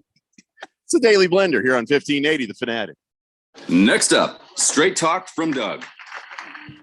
Ever notice that saying no offense is offensive? Like, no offense, but you're overpaying for your wireless. See? Offensive. That's the Straight Talk Talk It. Get unlimited plans as low as $35 a month from Straight Talk on America's most reliable 5G network. Available at Walmart and Walmart.com. On the $35 plan, first 10 gigabytes data at high speed, then 2G speeds. Refer to the latest terms at StraightTalk.com. Based on most first place rankings, Root Metrics, second half 2022 assessments of 125 metros. Experiences vary, not an endorsement. When you run a business, you need to be in control. And while you can't control everything that happens in the world of business, you can definitely take control of your utility expenses with the help of Harmon Solar. Give them a call and see how your company can save up to 80% on that monthly electric bill with zero down and no payments for 12 months. Harmon Solar is a local family-owned company that uses top-of-the-line equipment. Call Harmon Solar, 800-281-3189. That's 800-281-3189. Or go to harmonsolar.com. She's moving to Georgia. Jada's Podiatry Clinic's top nurse quit, leaving her business toes up. We've got 6 procedures and 3 major surgeries in the next 2 days. She needs a new RN who can think on their feet. There's no way I can do all these procedures on my own. Indeed can help her hire great people fast. I need Indeed. Indeed you do. Instant Match instantly connects you with quality candidates whose resumes on Indeed match your sponsored job description. Visit Indeed.com/credit and get $75 towards your first sponsored job. Terms and conditions apply. Imagine if you had a chance to change a child's life, to protect our public lands, to help our veterans, to create a healthier Arizona. When you sign up for AmeriCorps, you have the chance to make a difference. Part-time or full-time, student or senior, AmeriCorps is for everyone. Sign up at serve.az.gov. That's serve.az.gov. This message is sponsored by the Arizona Governor's Office of Youth, Faith, and Family. As we plan for our retirement, there are 4 questions we need to ask ourselves or our retirement planning advisor. How much? How long? How safe? And what cost? Let's start with how much. That is, how much income we think we'll need each and every year for the rest of our lives, including all the activities we want to enjoy during our retirement, like travel, recreation, and entertainment. Plus the cost of housing, including repair and maintenance, taxes, insurance, and utilities, as well as the cost of healthcare, including expenses not covered by Medicare. Enjoy safe, secure lifetime income of 5 to 9% for life, depending on age and deferral period, with no fee deductions and no annuitizing. Guarantees rely on the financial strength of the insurer, so let's compare free in Scottsdale. For more, visit iqannuity.com, iqannuity.com, iqannuity.com. At Taco Bell, we like to keep mornings simple because before 11 a.m., you're not down for whatever. No. You're not interested in trying new things. No. You want a breakfast that's toned down and delicious, like the Breakfast Crunch Wrap with fluffy eggs, sausage, melty cheese, and a crispy hash brown and a grilled tortilla. I want to eat that. See? You may not be a morning person, but it's morning and you're a person. Taco Bell breakfast, served until 11 a.m. At participating Taco Bell stores during breakfast hours only while supplies last. Discover credit cards automatically double all the cash back you earn at the end of your first year, which means, wait, hold up. Question for the audio engineer. Go ahead. Did I read that right? Discover automatically doubles all your cash back? Yeah, that's what the script says. So if I get a Discover card right now, I can earn twice the cash back. Apparently. Wait! Unlimited first year cash back match. Only from Discover. See terms and learn more at discover.com/match. 1580 The Fanatic and at 1580thefanatic.com. Your home for sports.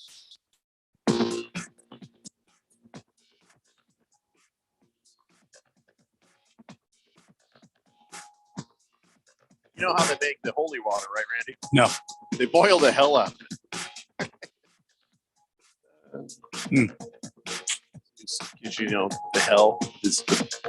Yeah, I think we're live. Are we? Oh, yeah. It's Daily Blender here on 1580 The Fanatic, and King of Kittens is coming at you with a World Series update, College World Series. Okay. Wake Forest 2 and LSU 5, bottom of the 5th.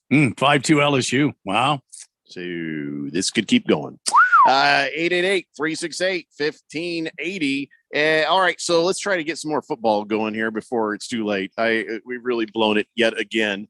So now I'm really surprised, but the Patriots are the betting favorite to get DeAndre Hopkins. And according to DraftKings, Patriots are at plus 100 to sign him.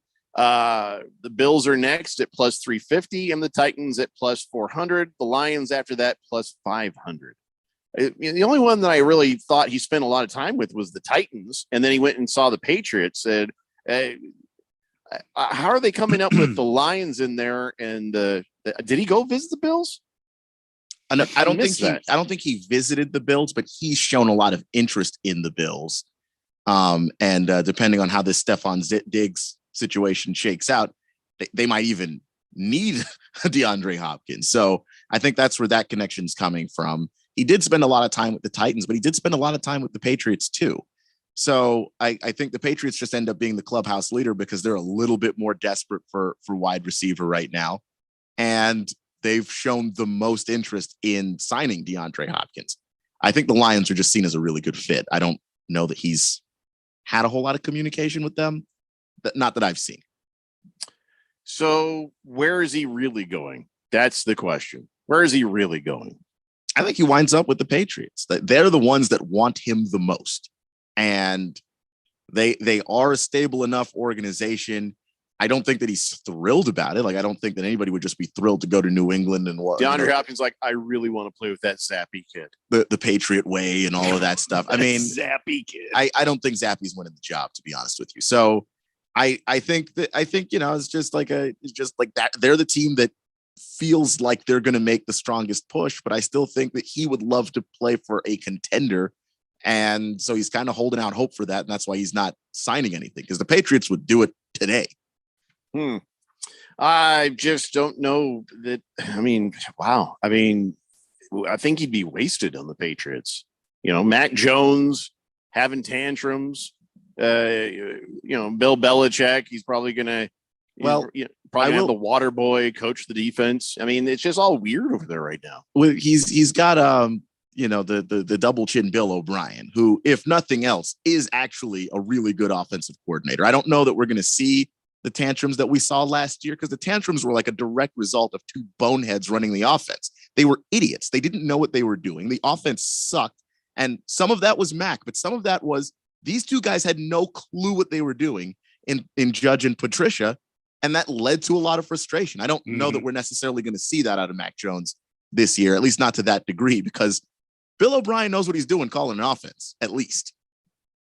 Well, I guess we'll see. I just don't. I feel like it's just a waste for him to go to the Patriots. That's just my opinion. Mike Williams, remember Mike Williams? And they were like, "Hey, well, you know, he got hurt in Week 18, and what the hell was he doing out there on the field in Week 18?" Mike Williams, he got himself a back injury, and you know, so of course, you know, Mike Williams, they were playing the Broncos, I mean, and Mike Williams for the Chargers, he's out there, and Staley, people were like, "What the hell are you doing? Why are you playing that guy? It's a meaningless game. There's nothing that's going to happen this year for the Chargers, and why is he out there?" And he got hurt, and you know, a lot of people were like almost calling for Staley's job on that one.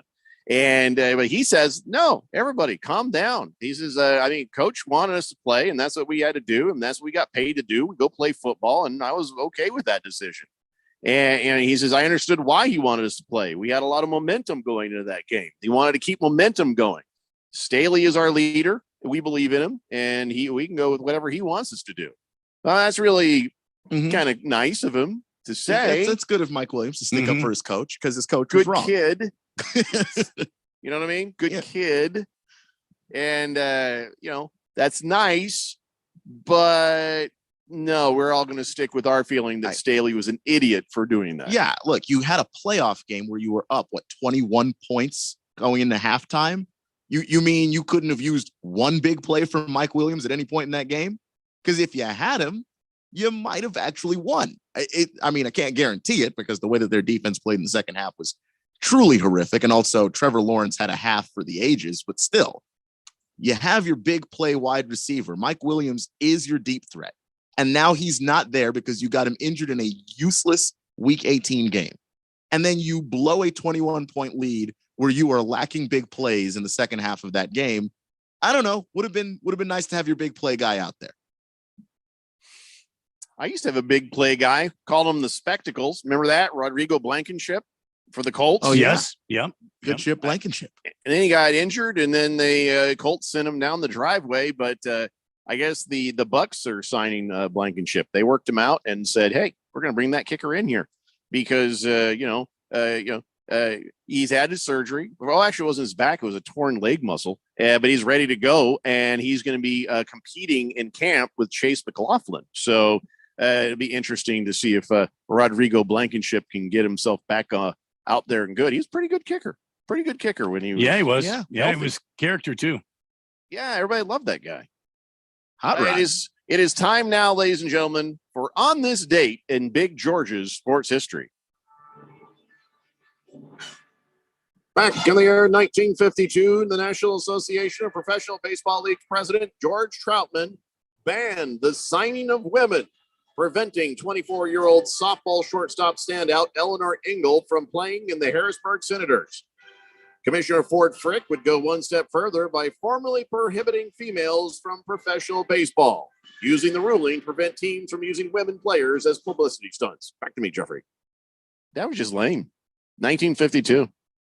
I always say, man, if a woman can play the baseball as good as a man, they should let women in the Major League Baseball. Yeah, but there's a line in there prohibiting teams from using women as publicity stunts. Well, a lot of these guys back in the 50s, the late 50s, early 60s, they were real showmen. And you had everything from an exploding scoreboard to having a midget come up to the plate, in an official Major League game. So they had to stop this lunacy. Otherwise, this game was just going to get out of hand. It was just going to be like a giant minor league game.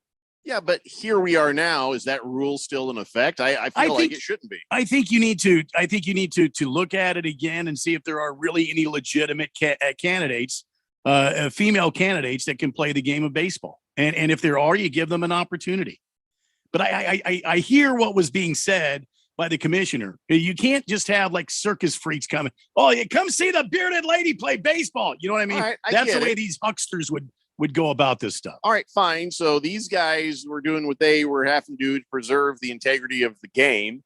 But I'm standing here saying maybe we get rid of that rule because if there's some lady coming out of the college that can play with the boys, let her go out there and play. What would hurt? I don't know that hurt baseball. I don't think it would hurt at all. I think if you're capable of playing the game, you should be allowed to play the game. The bottom line is, though, I don't know that there's any legitimate way, at least right now, for women to play the game of baseball at a high level.